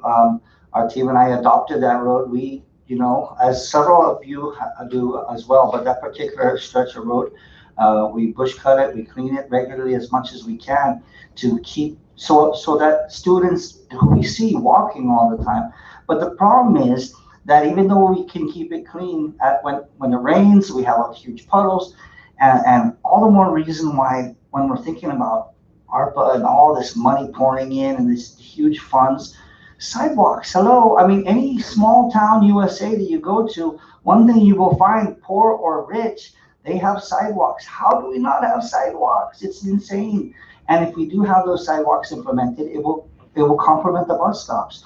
More walking, better for our health. We don't have to drive somewhere so far. So I appreciate you bringing that up, and I do hope we can continue to have dialogue on that. So thank you. I will move on. I know we're pressed for time. I would just like to ask for an update on Hopwood. What is the status right now? Do we have a projected date when the school will be completed for construction? I want to yield to Mr. Magofnia to talk about Hopwood FEMA funding. But right now, we are brainstorming on whether to keep Hopwood where it's at or move it to the Esperito location, the agricultural, is it agricultural? Land that the governor has expressed. So we, over the weekend, Eric and Mr. Magofnia and I were like, okay, what are the pros and cons if we move Hopwood versus if we stay at the current location? We do have 3 schools that are right there at the shoreline. And I just pray to God all the time. I don't want to wake up to the day when we encounter a tsunami. And, I woke up in the middle of the night thinking, freaking out. Okay, how is the timing from the bus to getting the students from Harvard to a safe place? Those are the questions that come to mind. And so, for long term, we really do need to revisit a relocation. For FMS, which is the San Antonio Elementary, used to be San Antonio Elementary, it's now middle school, and also for Hopwood and GTC. So every time I bring it up to the principals, this sentimental value of this, these are landmarks that have been through many generations. A lot of people graduated from there. So that seems to be a very strong factor. And, as soon as they bring that up, I just back off, because sooner or later, I have a feeling they will start considering long-term on making sure our kids are safe. Thank you. And I appreciate that, because I know that's been brought up. I'm sorry, Mr. Magofnia, would you like to? Okay, I guess the update for the Hopwood FEMA would be that FEMA did obligate $25 million already to for the Upward project. It's a 4 to 8 project, meaning there's flexibility in how we use the funds. So if the decision is to move to a different location, we can use that fund to build a new school at the new location. That's wonderful news. Is there a matching requirement or anything with that from a local perspective, like local matching, or is that just straight up? It's 10%, but our CDBGDR is covering the 10% for all PSS FEMA and Type 22 projects. And just out of curiosity, with regard to when construction happens or occurs, before that, when you actually are doing the bidding process or RFPs, is it consistent with PSS? Do you require bonding for projects such as building schools and other things? So our practice in PSS is anything over, I believe it's 100,000. All the contractor has to have all the bonding and insurance in place. Thank you. Would you be willing to provide that type of advice to our government when it comes to bonding? I'm just wondering if perhaps you could have your experts and meet with us and to kind of inspire us to ensure that all future projects require bonding. Sorry, that was just a little comment I want to make. I do want to say this, that as a resident, but I'm a representative of the South, Precinct 1, that there is, as Commissioner has mentioned, a lot of sentimental feelings about Hopwood. And we've heard it from parents, we've heard it from teachers, we've heard it from students from their perspective. But I'd like to take it a step further than just sentimental feelings. I think in our discussions, when I've reached out and I've had these discussions, it comes down to more than that. I think what they're concerned of is the trade. You're going to Aspertito, you're losing a beautiful property that is just wonderful as an environment. With regard to the concerns of course, a tsunami, God forbid that should ever happen to us, that is a concern. But I believe there are ways that we can fix that with regard to construction, with regard to multi-story buildings, with the right infrastructure.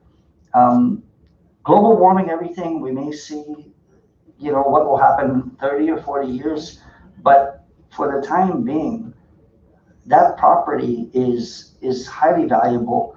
And from those who talk to me about it, they'd say it'd be a damn shame to see that turned into another hotel and sold simply for profit, so that we're moving everyone else, all our schools, inland to places that are just far away or whatever, but missing out on something like that is pristine and beautiful. It's just a comment I wanted to share. And last but not least, I wanted to ask you, with regard to the vaccines, congratulations. You said you're almost at 70% with teachers. That's fantastic.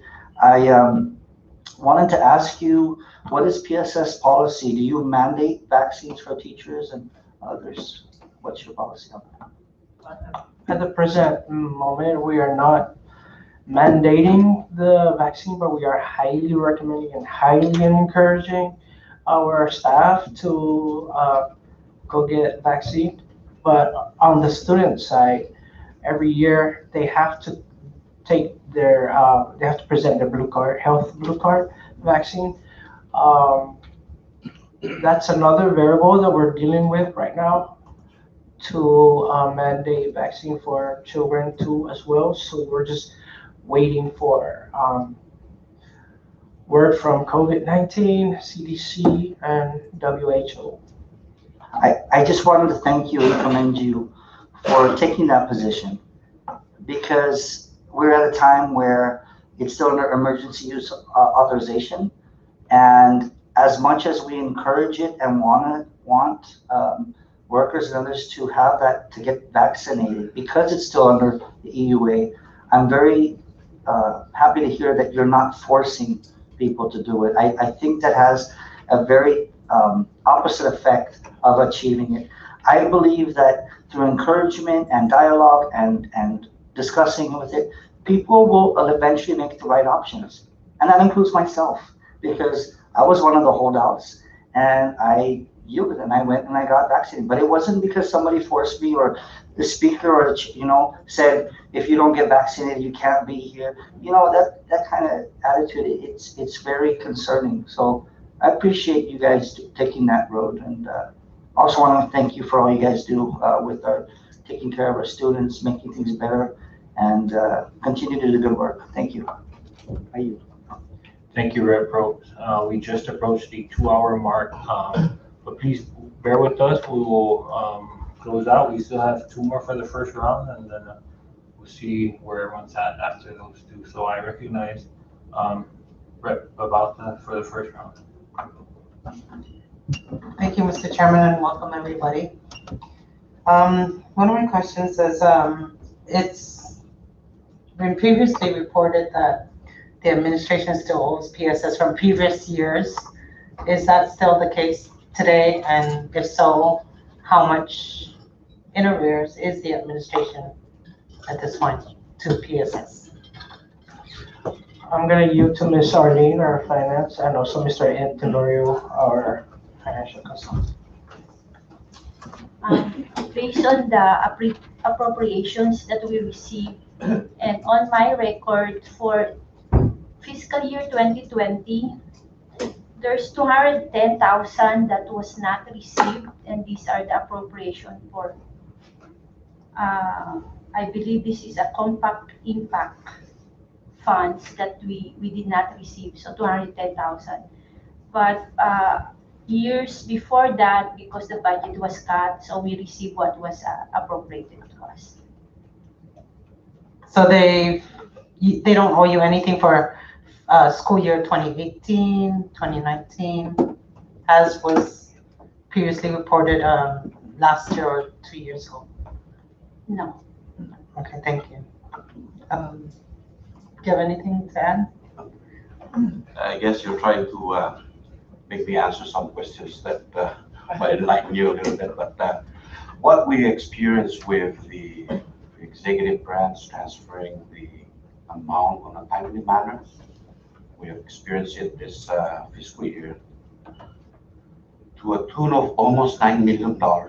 When you don't transfer $9 million appropriation and you wait, PSS, you make them wait to receive their gas, you're putting a tremendous pressure on the operation of the public school system. Good thing that we managed to stabilize and not to get PSS into a huge disruption, but just the mere fact that if you don't transfer allotment on a timely manner to a size of this organization, PSS, serving 10,000 kids, that's problematic. And I always try to come to the legislature to ask for your assistance. Please help us out with the cash situation of the government. Just recently, like you heard it from the finance director, a one-time transfer of 9 million last month.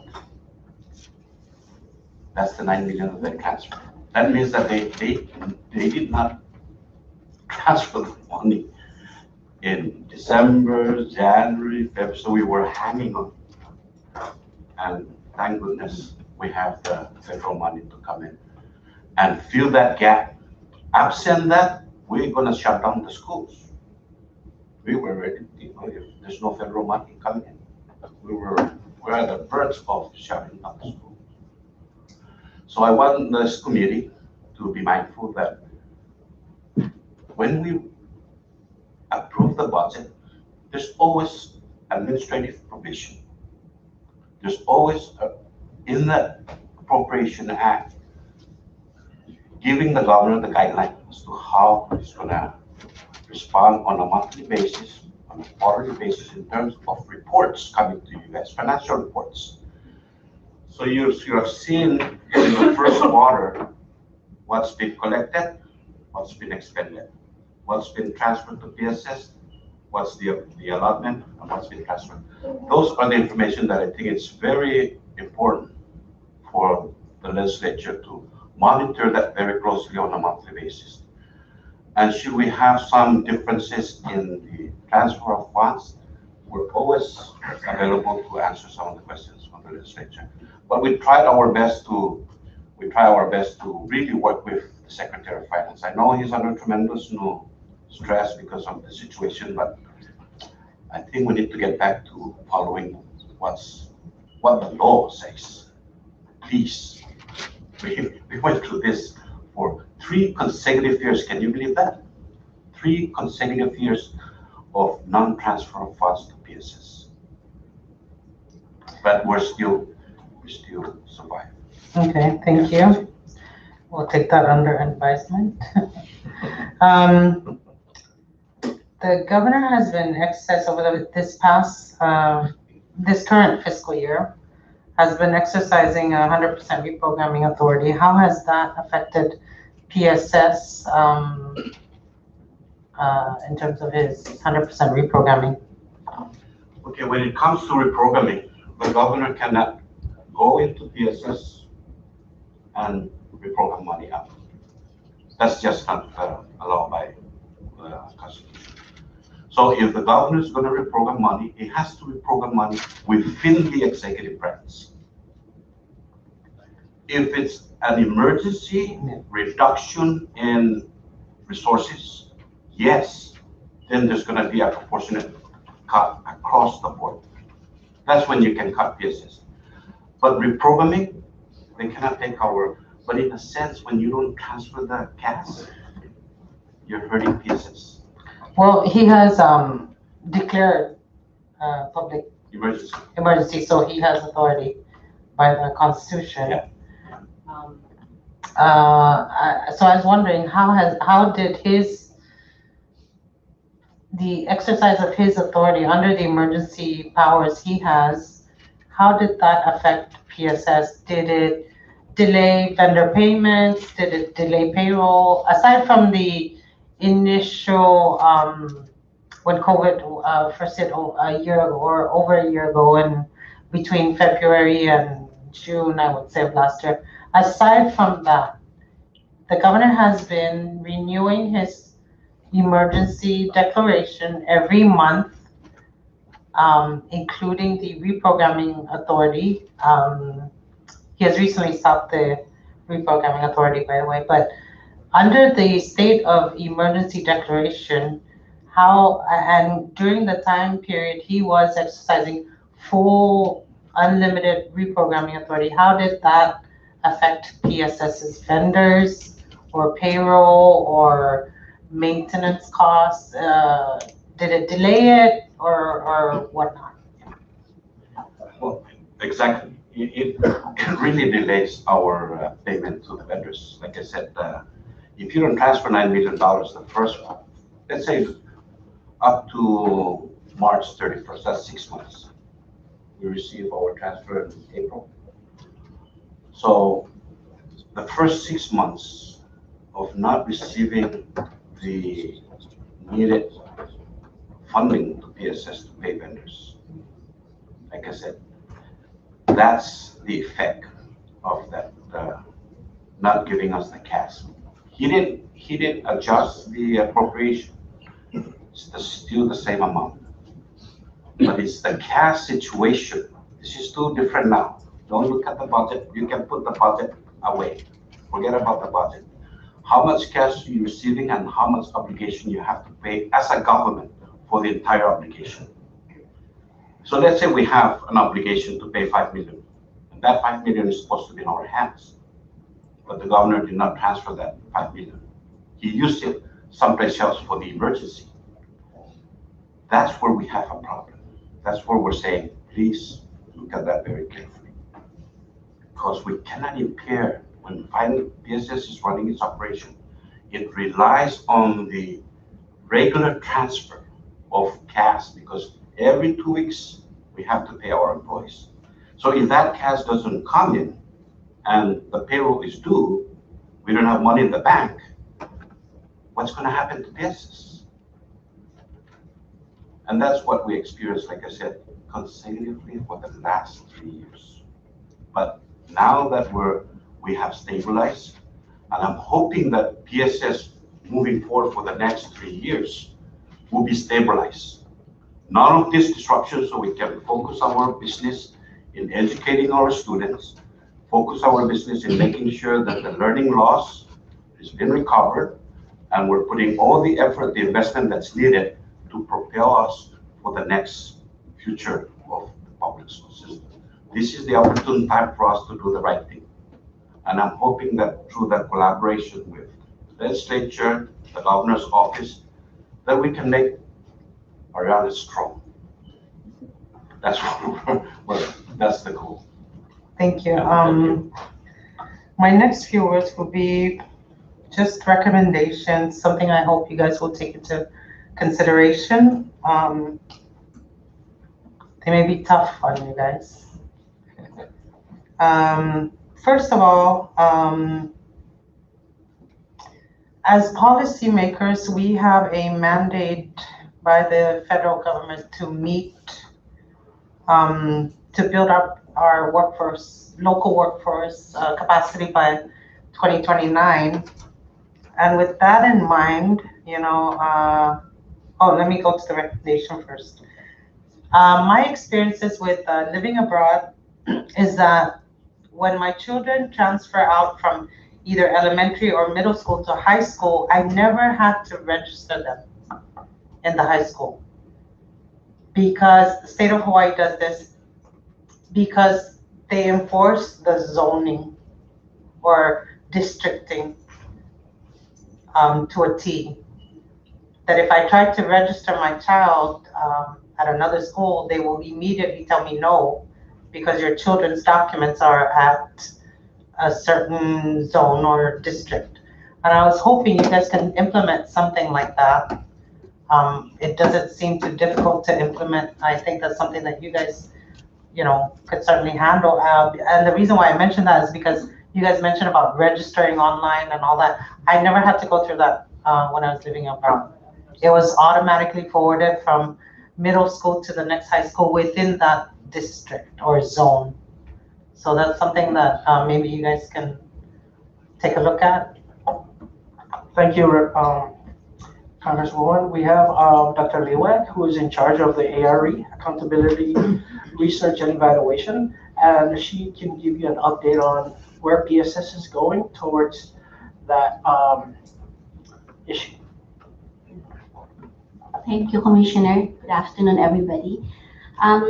Because of the transition last year from getting to paper-based to online registration, we had to mandate all our students to register online in order for us to keep all the records and their artifacts or their data online. So this coming year, we're moving on to the new student information system, in which all data will be migrated to this student information system.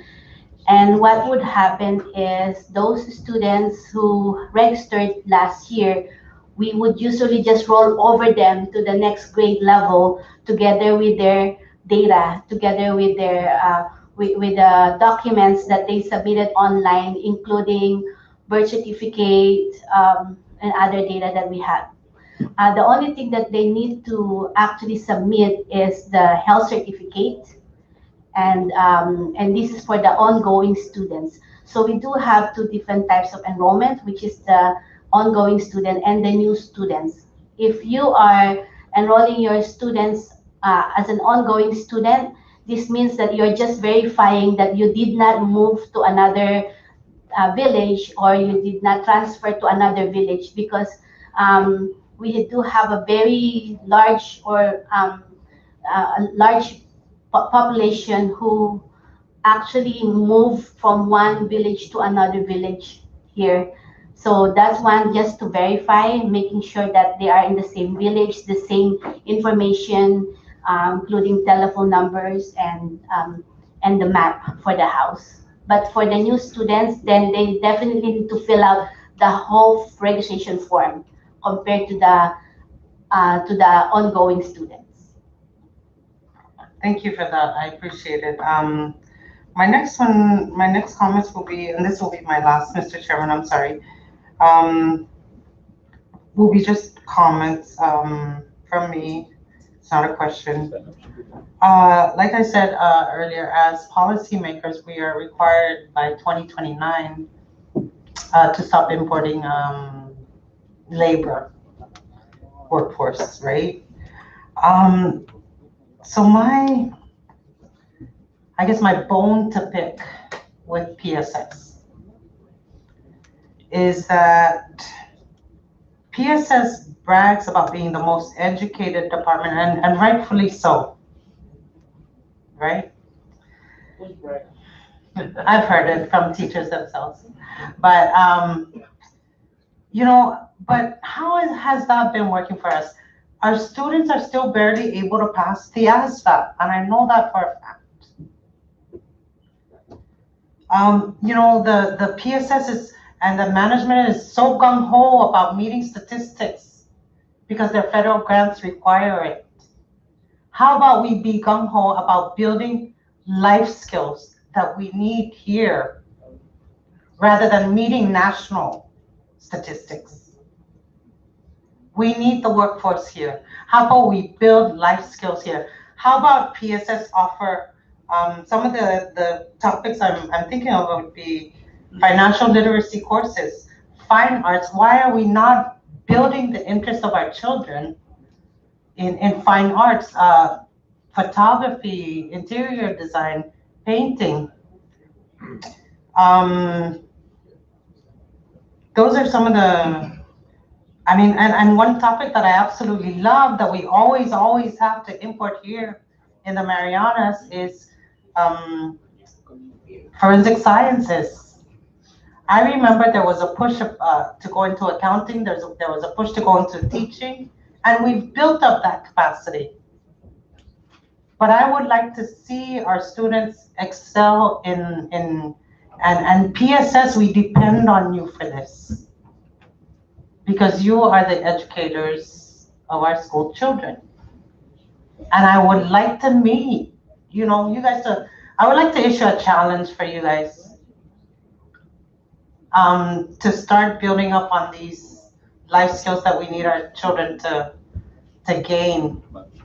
I don't know a senior in high school that can balance a checkbook. I don't know a senior in high school that can even reconcile their bank statements.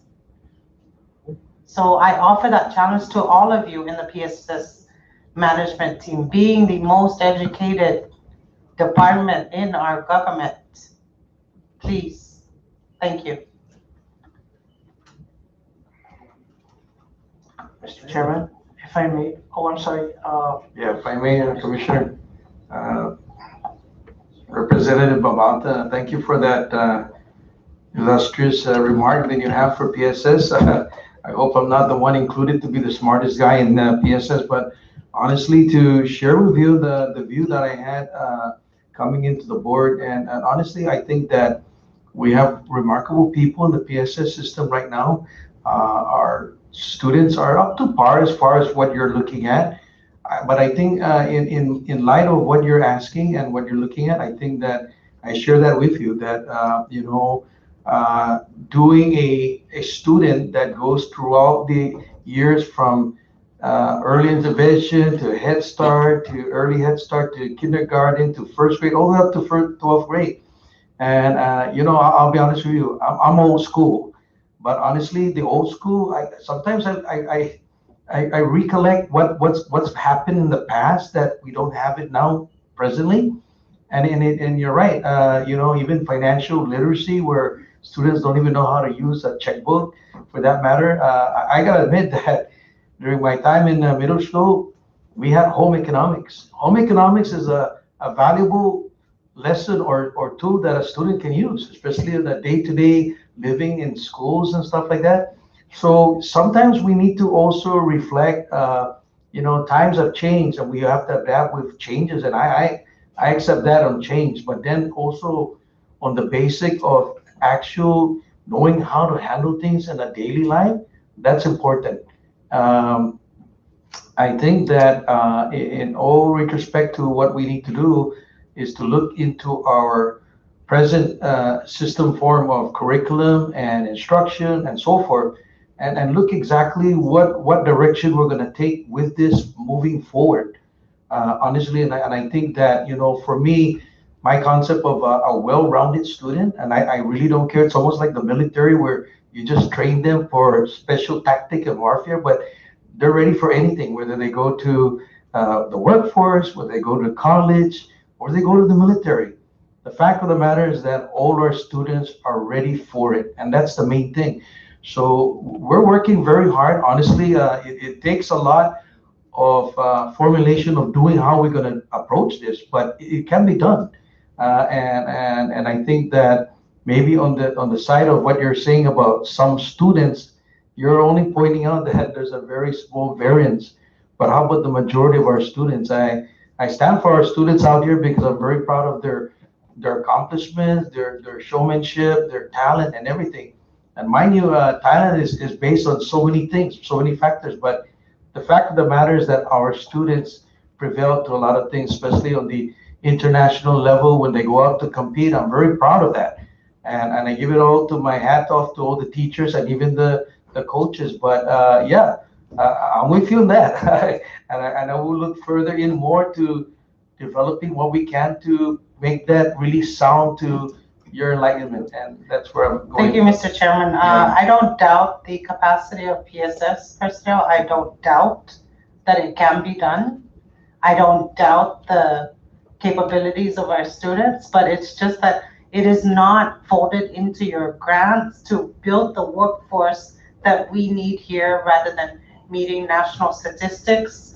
And that is my biggest concern because, eventually they're the ones who have to lead this government. And we want them to be able to be strategic thinkers. And I don't see that right now. I honestly don't. I could be wrong. You guys see them more consistently than we do up here. But that's it. That's all my comment was. Yes, Commissioner Anda. So, Congresswoman, if I may, I have Ms. Jackie to give us an update on CTE and the career pathways, and then I also have Mr. John to talk about the fine arts that we do have on board. Just so you know, we build our students to become self-sufficient as much as possible. We arm them with coping mechanisms such as stress management, and we build them to speak up and not be afraid. So the checkbook, just like you mentioned, has also changed to online banking. So no, I just wanted to give us an update. That's where we're at now in this day and age. So Ms. Jackie, you want to go ahead and give the update about our CTE and career pathways? Thank you, Commissioner. And thank you, Congresswoman, for asking that question. It's been a year and a half or maybe more that we have plunged ourselves to really ask that same question you asked. What are we all doing in preparation to meet the needs of our workforce here in the Commonwealth? As a result of this question, we have begun that process to really change the landscape of how and what we do with our children, especially when they do have their goals and career aspiration. So with this in mind, we now have 5 career pathways that we are ready to roll out. The 5 career pathways include construction, nursing, teacher academy, entrepreneurship, and hospitality and tourism. And when I talk about hospitality and tourism, there's really a whole list of what those careers may look like. Even with teacher academy, there's a whole list that, embraces education. So it took us a while to get to this point. We needed to really work with also external consultants to really help us make sure that this career pathway is on a solid ground foundation that makes us, very comfortable to say we are ready. And I say the reason why it took us a while is because also we need to take a look at the needs of our CNMI. What does DOL tell us? What data do we need to pay attention to?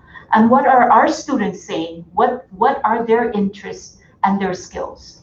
So these 5 career pathways really came as a result of the collaboration we have with our schools, conversations, and looking at the data that they may have that tells us we need to take a look at these different career pathways.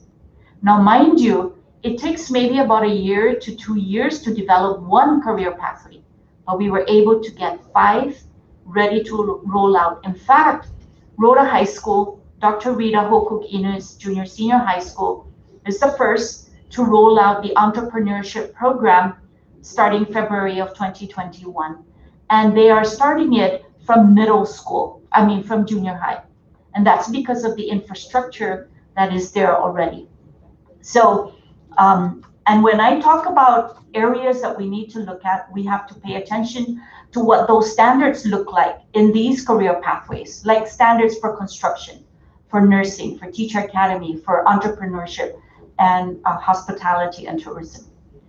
Standards, also the program of study. Program of study would mean what are those courses that our students would need to take from grade 9, 10, 11, 12, and making sure that the students, our children, will have access to dual enrollment or college now, which NMC provides, and possibly with NMTI partnership. So these were some of the structure that we had to look at very closely. On top of the program of studies, we had to pay attention to what kind of work-based learning experiences do our kids need. So if they're going into construction, what kind of experiences would we need to have them? And going beyond the work-based is the pipeline. After they get all this certification and their diploma, then they're ready to go into a pipeline that they decide so. These are all in place, and I'll yield for, or maybe I'll just say a little bit more about this. We needed to collaborate with NMC. NMC was right with us, side by side, working this thing together because we want our kids to be thinking not just career, but also college. If a student decides later on in their career that I need to take some courses at a college, then at least they know that that is open for them. NMTI also has been with us, and though they're reorganizing, we are still collaborating and having these conversations. And the beauty also is that we are working with our industries. We are sitting together with others, besides NMTI and NMC. And of course the schools, and I'll let Mr. John talk a little bit about, what they're doing at the school. Thank you. Thank you, Ms. Jackie. And you're so right, Congresswoman. We need to see what programs we can expand for our students. Finance is super important. But I think we have a lot of the right pieces in our hands. We have the right planning, the right people at the table. We've been partnering with NMC, NMTI. But one piece, at least from the school, that I see that we're lacking is the personnel capacity, the additional FTEs that's necessary. I can use MHS as an example because we are such a large school. We have teachers to teach. We have one teacher teaching financial literacy. We have an art teacher as well. We have a really robust GLE program. We're also the only high school with a band program. That used to be Stipend Southern. MHS recruited a band teacher, and that's the only school in the CNMI that has a band. Why not the other schools? And really, the issue is recruitment and retention of teachers. I used to be a teacher at Stipend Southern High School. Stipend Southern High School used to be the only school with a nursing program. Many of my students from Southern are RNs now, working at CHCC because they've gone through that program. But what happened, the program at that school died because the nurse left, the nursing instructor. The band program, amazing program there. But what happened to that program? It died when the teacher left. So we need the personnel capacity, the FTEs to support these programs. It's hard for fine arts because oftentimes when you see these programs, it's easy to dismiss, oh no, we need to focus on the math. We need more math teachers. We need more science teachers. So what happens, we move the priority from those other programs to meet those with those main curricular programs, which are also important, but that's what happens when we're limited in capacity. And if I may, so John and I are typing on this. So retention is really very challenging, but we continue to think outside the box. So within our office, and I want to honor Dr. Jessica Taylor, that works closely with me in the Office of Curriculum and Instruction. We searched high and low, how could we then meet our nursing, for example, our nursing assistant program. We do not have teachers. We tried offering professional service contract, trying to work with a private, company to really bring the personnel that we needed. It didn't really work, but we were able to find through an online program, the eDynamics and Fuel Education, which now works very closely with our ITDE program as well. And as a result, we now have a second cohort of 20 students that enrolled for nursing assistant program. And currently we're trying to market as much on the construction because we only have 6 students that have enrolled. So, spread the word. And we met this morning with WIOA. Thank you, Commissioner, for being there, and ACAS and our HR director. And this is the kind of conversation we are carrying. How do we leverage and market this together? Because it is a collective responsibility within the Commonwealth. How do we meet the needs of our Commonwealth with the workforce needs? So as much we now can see, we're seamlessly, transparently seamlessly working together to really come to that need of 2029. And we don't even need to wait for that time. If we can do it and make it happen now, let's do it and make it happen now. And recruitment is one of the biggest challenge, but we're able to pull through. Chairman, Dr. Liwet would like to add. Is that okay? Recognize. Thank you. So there are really many various ways to give credits towards college and career ready for the students. As she mentioned, Ms. Jackie mentioned that there are online courses being offered within and even outside PSS. A good example of that is my daughter, who is working now. She's graduating high school, working at the Saipan Cares for Animals, takes a veterinary technician course online, and that can go towards her elective credit in the Sinamay public school system. So that's one. The other example is the extracurricular activities that the students take. So one of the students, when I was working at OCI, I evaluated a student 260 some hours credit in the PGFC, spending time in PGFC. So, and that went towards an elective credit also in the in the high school diploma or graduation requirement. Thank you. Thank you, Ms. Liwag. So we'll go ahead and close out the first round with Rep. Lizama. Thank you, Chairman. Everything else, thank you, welcome. Everything else was good information. She brought up about the ASVAB. It's a free test for the children. So I would encourage you to use it at grade 10, sophomore, junior. Prepares them for any future test, SAT. And it tells them if they're weak in certain areas. If none of you learn what those areas are, I encourage you to learn, because some of them is about, we talk about workforce. It tells you whether you are good in electronic, it tells you if you're good in math, and it tells you if you're good in English. So I'm going as a POTC chairman. I want to go back to utilities. Is your power bills already up to date as far as CUC and PSS? Up to date, sir? Very good. My next concern you have buses. Are your employees bus drivers? I know they should be certified. Are they on an 8 hours workforce or 6 hours workforce? Because there's a downtime. And we're talking about budget. I know you want to put your money at where you most need it. The education and the personnel, right? So what are they? Are they in an 8-hour shift or 6-hour shift? They are on an 8-hour shift, but when they work the past 40 hour a week, they do avail the overtime. So in that 8-hour shift, are they constantly doing something? Because I have experience when I retired from the seat of my government. Of course, I went to the States, and I was a school bus driver, to be honest with you. I was with the Hillsborough school bus school district that's in Oregon, and I love it, to be honest with you.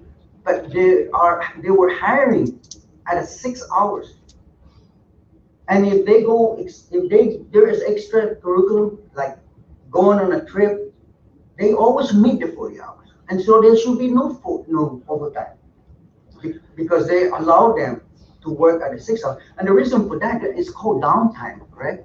I mean, you're not moving your buses, and that's how you can, save your budget, right?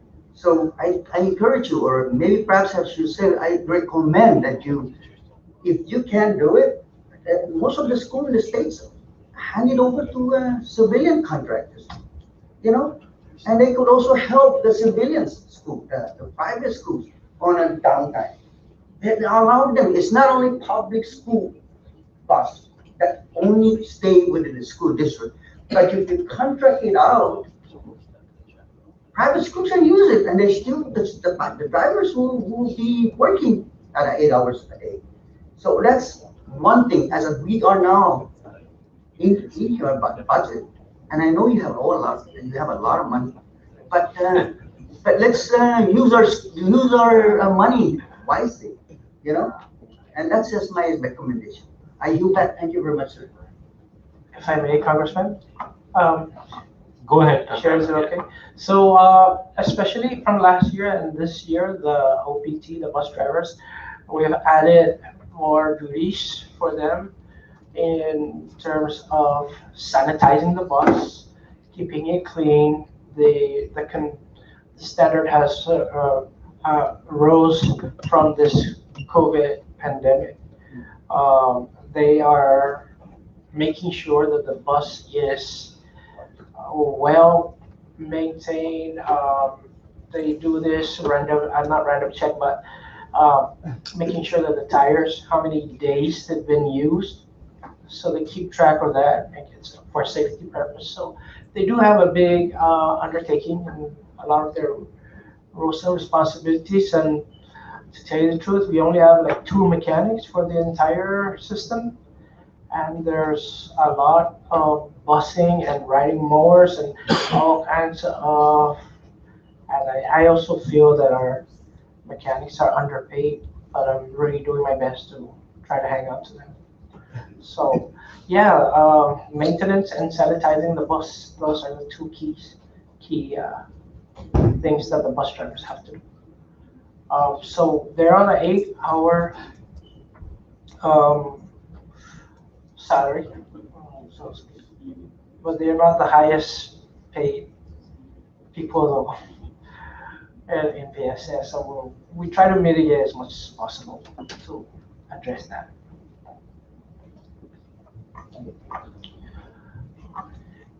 Thank you, Dr. Ada. Thank you, PSS team, for your patience. I'm sorry, but I will allow for at least 2 more individuals under the second round, only because we have the chair of education here who has a few questions, just clarifying questions. And so if you can just bear with her for a few more questions. I promise it won't be much. I just wanted to, there's 2 more things. I had a lot of notes and I missed these 2. So thank you for your indulgence. I just wanted to note that while I was looking through the personnel, there was a huge percentage of teachers who are not in any retirement system that it shows? I mean, I know that we're in the Social Security now, but there's very few teachers at every school that are part of the 401k system. And of course, you know, the old DC system. So I'm wondering what kind of efforts does the system make to try and encourage the employees to, you know, plan for their twilight years, I suppose. Is that something that the system does? And if not, I would like to encourage you to, because I kind of wondered what is the average age of teachers these days, you know? How many teachers are going to retire soon, and do they even have a nest egg? So if you can respond. Yes, sure. If you recall back when the retirement fund had some big difficulties, one of the things that former Governor Enos did was he came and he talked with us and said, you know, for us to be able to pay the 75%, if some of you would please, you know, think about maybe withdrawing, because we need to bring down the balance that was owed. So in many cases where there were husband and wife teacher, one would say, okay, I'm going to withdraw, and maybe they buy a new house, or they put it in a private 401k, but they made provident and productive uses. I think there were about 200 of us that pulled out, and that enabled the fund to see a possibility of solvency at the 75% level. But most of our teachers, at least the ones that, you know, I'm very familiar with, they are very good at budgeting and putting a little bit of money away here and a little there, because all of them have children, and children that are going to college, whether it's here or off island, they have many competing needs. So most of our teaching staff and support staff really have looked at the whole panoply of options and then made intelligent choices. And another example is with medical insurance. If one of them has medical insurance, the other one doesn't need it because you're on your spouse's plan. So it's all about budgeting, and our teachers and support staff, they share this type of information amongst each other and make, for the most part, some very intelligent choices. Thank you for your answer. And I guess I still feel concerned for this topic, because when I was there, yes, Ms. Lucretia, I'd love to hear what you have to say. I just remember that being something that maybe maybe more people could get that kind of, you know, when like every year we do the group health life insurance sign up kind of thing. Maybe that's something that schools can make as a common practice for that include the 401k program as well, just so that all employees have access and knowledge of where they can get this type of program, because they don't always know unless they're given that access. Thank you. Okay, I do want to add, so prior to 2012, it was mandated that government employees that get hired on and existing, that they are to contribute up to 10%. And then after 2012, they shifted over to mandatory Social Security. At that point in time, all employees were given an optional packet during new hire or existing to be able to enroll on their own. So some comments I did hear back is it's taking risks, right? So I would rather open a savings plan on my own, knowing that I'll eventually have an FDIC, compared to putting it in a risk, which is either you do a conservative or an aggressive plan to a targeted date profile, depending on the year you're born. So that option is still available. It's just not mandated. So that's, I see the reason why maybe not all employees do sign up for that. Thank you. And yes, thank you. It is not mandated. I guess, but neither are the other ones that are offered every year. So just throwing it out there. And one last comment. I want to just piggyback on what Rep. Selena was saying about, you know, looking at the different graduation looking at our graduation requirements. I know you guys have done a lot of efforts, but I would like to still push, because I know that I would still like to see graduation requirements to include choice more for all students, in the high school years that would feed into the apprenticeship and CTE programs, so that Algebra 2 is not a requirement for every single kid because they might choose a different math. And just throwing it out there, advocating for our students' choice. Thank you, Chairman. Thank you, Rep. Sattler. I'll take one more from the members if anyone has anything. Just very quickly. All right, I recognize Rep. Salon. Thank you, Mr. Chairman, and I hope that this can be answered fairly quickly, but I'm a bit dismayed to hear that there is still no decision about what to do with Hopwood. And it's been almost 3 years now since Typhoon U2, Super Typhoon U2. Our kids have been living in tents or learning in tents in temporary classrooms ever since. And I feel like last year there still wasn't a decision. The board was kind of waffling, and the year before that it was the same thing. And so I guess I just want to ask you, Mr. Chairman and Commissioner, when will there be a decision about Hopwood? Thank you for that question, Representative Saban.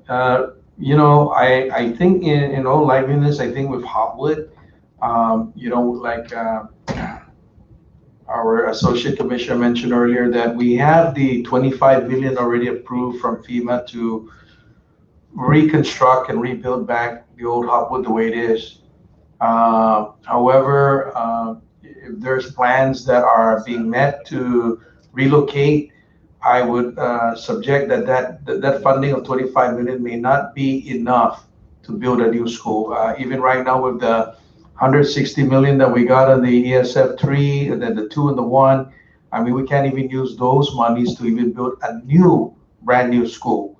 We can repair the existing schools right now as it is through the calamities of the typhoons that we've experienced, but we can't build a new school. So I take it in heart that if there is that need to build this new school for Hopwood, then I'm just going to be firm about this, that I will stand with that, provided that the money is there to do such a thing. I'm sorry to interrupt, but when will that decision be made? Is there a time limit? The time limit right now that we're facing with this money that we have, 25 million, if I'm mistaken, we only have, I think 3.5 or 4 years, Commissioner, to utilize this money. However, if we don't, and we don't complete the school now as it is, then that money will be reverted back to FEMA. That's my understanding. Okay. So you have 3 years to spend the money. Right. To use that money already that's already given to us to rebuild the old Hopwood as it is. Okay. But when will you decide what to do with it? I'll let the Commissioner answer that question. By Friday. By Friday, we should have an idea or a plan. We are still in the talking stage. Like I said, over the weekend, we were brainstorming pros and cons, and then we're ready to propose to the board. But yeah, Thursdays are actually planned. Thank you. I yield. Mr. Chairman, I do have Dr. Bonnie to talk about one thing that the school needs. Counselors at the school site. Right now, currently, we only have one counselor for every school. So there's two kinds of counseling, the guidance counseling or academic guidance counselor, and the other is the clinical counselor. Clinical meaning closest to identifying social emotional. So if anything, we were trying to what would they ask us? So we said, they're gonna ask us, what do you need? So I said, okay, we'll just do, we need counselors. We really do, because with this social emotional learning, one counselor is not gonna do it for the size of, for example, Tacman Elementary. They're at the 600 population, and they only have one counselor. So Dr. Bonnie, can you go ahead and elaborate more on the ASCA model? Thank you. So we have been we have been tracking the trajectory of counselor to student ratios for several years now. And every time we try to get our schools up to the ASCA ratio, which is the American School Counselor Association, recommends 250 students to one school counselor. When we get close to that, like the rest of the school system in the classrooms, we lose critical staff. So this year, as we plan to build up that ratio again, we're not just dealing with a lack of personnel. We're also dealing with schools that have already been vacant for a long time, with schools that have double the ASCA ratio. So in our tracking, Garapan Elementary School, San Vicente Elementary School, Olei Elementary School, Kobler Elementary School have double the ASCA ratio. Just as an example, Garapan Elementary School has about 540 students and no school counselor. And at the high schools, we're also seeing the same issues. Saipan Southern High School, 265 students to one school counselor. In Tinian and Rhoda, the junior high school and the senior high schools are combined. So it may look like a student population of 232 to 1 is appropriate. However, that's one school counselor that deals with two developmental ages, right? Junior high school students and senior high school students. And so we would like to make sure that these schools get a school counselor for junior high and for senior high. So we're looking at about 12 vacancies for school year 21-22. And then after that, we can start tackling the ratio itself.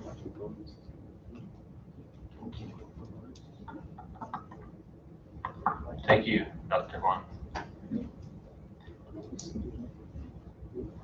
And thank you for sharing that information. That's something that the members will look into and we'll discuss further at the end of this budget hearing process. And so with that, I think there's just one request that I have before we adjourn. If we can get, I'm not sure if Miss Arlene would have this information, or maybe it's through the school principals, but if we can get a list of local appropriations that was done through SNILE or through the legislature that I guess if there's anything owed from that, if we can get a running balance, and so that we can also try to see what the status is with those appropriations.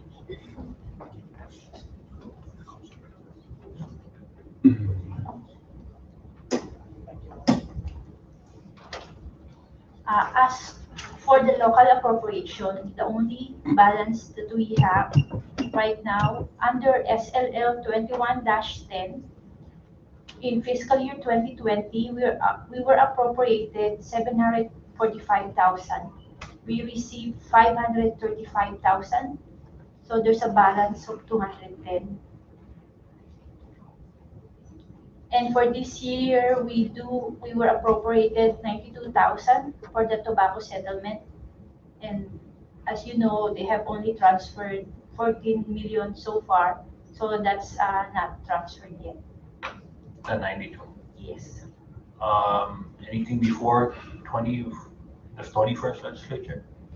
Anything before that, it's all transferred. Okay, so I saw in when Rep. Sheila Babata was talking about the CIP, there was a public law 2068, I think, for RHI. Those have been transferred over. There's about 500,000 there for riding mower and air conditioners.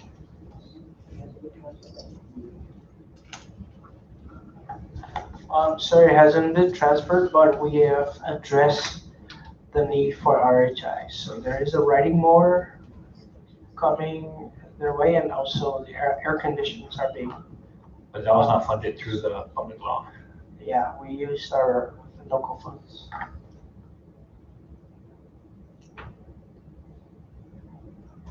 All right, thank you. If you come across any other appropriations that were done prior, please share that with the committee so that we can also look into it and get updates. And one more thing I need a clarification on. In regards to the additional new FDs that we saw in your budget request, the 12 counselors, are they included in the list? No, sir. All right, so clarified. With that, members, if you have any additional questions, please feel free to share it with the commissioner. I believe his information may be in the budget submission, but we'd like to take this time to thank you, Dr. Ada, along with the rest of the key management of PSS, the chairman of the board, and all members who couldn't make it today, as well as all PSS faculty and staff for all your hard work and dedication, especially navigating these uncharted waters and rebounding from that. And so if there's anything that we've missed or would need additional clarification on, we'll go ahead and reach out. We do have public comments up next, and so if any of your key management would like to say any brief remarks, that we can use that time to open up to them. But for now, I will open up the floor to the commissioner or the chairman to provide any closing remarks before we move on to the public comment. Thank you. I guess nobody wants to make public comment, Chairman. Just excuse them, I guess. If anyone, I'm willing to have them comment. But thank you very much for this opportunity, the time to spend reviewing our budget. We're PSS, and all that. No actuality, I think that this is a good collaboration with you and the members of your committee. At the same token, I think that it's very imperative that we address the need for school counselors, especially in this imperil period that we're facing with the pandemic and a lot of stress things and everything going on out there. So I really appreciate the committee's time, and thank you everybody also for making us be here today, this afternoon. Thank you very much. And if I may, Chair, just to recap, the funding that we'll be using for next school year is to help us with the matching funds for all the grants that are coming our way, the CCLHS and the English learners FTEs that we need to put on the school campus, mental health services with the additional of 12 counselors that we will need for addressing the learning loss and the social emotional learning for our students. And I want to take this opportunity to thank you. Prior to coming here, I was really nervous because it's a budget hearing, but thank you. I feel better now. So now I know what it's like. I got that when you referred me to Mendiola. Oh my God! Yes, you're right. I am so sorry. I am so sorry, Chairman. I did. No problem, One thing that I do want to point out, though, is we are expecting a budget revision come July 1st, and we may. One of the recommendations we did was we had asked if the ARPA can pay for some of the obligations that the government has to the bond payments, and we're crossing our fingers to the settlement fund. And so if that's the case, if those funds can be used to pay for those, and that'll free up more additional funds to the general fund and to PSS as well. And so we'll continue to push for that, and we'll see what the OMB and the governor provides us on July 1st. And so again, with that, thank you, Dr. Ada, Chairman Orsini, and the rest of your team. Members, we now move to the next portion on the agenda, which is public comment. And again, the floor is open to any member, anyone from PSS that would like to give any brief remarks. If none, again, thank you all for coming. Members, We are now moving on to announcements. This is for the members of the committee and the public. We did have a change in schedule, so tomorrow we have the budget hearing for Medicaid at 1 p.m., followed by NMC at 2 p.m., and then Thursday is CHCC. So there was a switch in schedule with CHCC and NMC. And so with that, members, anyone else have any other announcement? If none, can I get a motion for adjournment? Motion was made to adjourn and seconded. All in favor, say aye. Aye. Or opposed, say nay. This hearing is now adjourned at 4:02 p.m.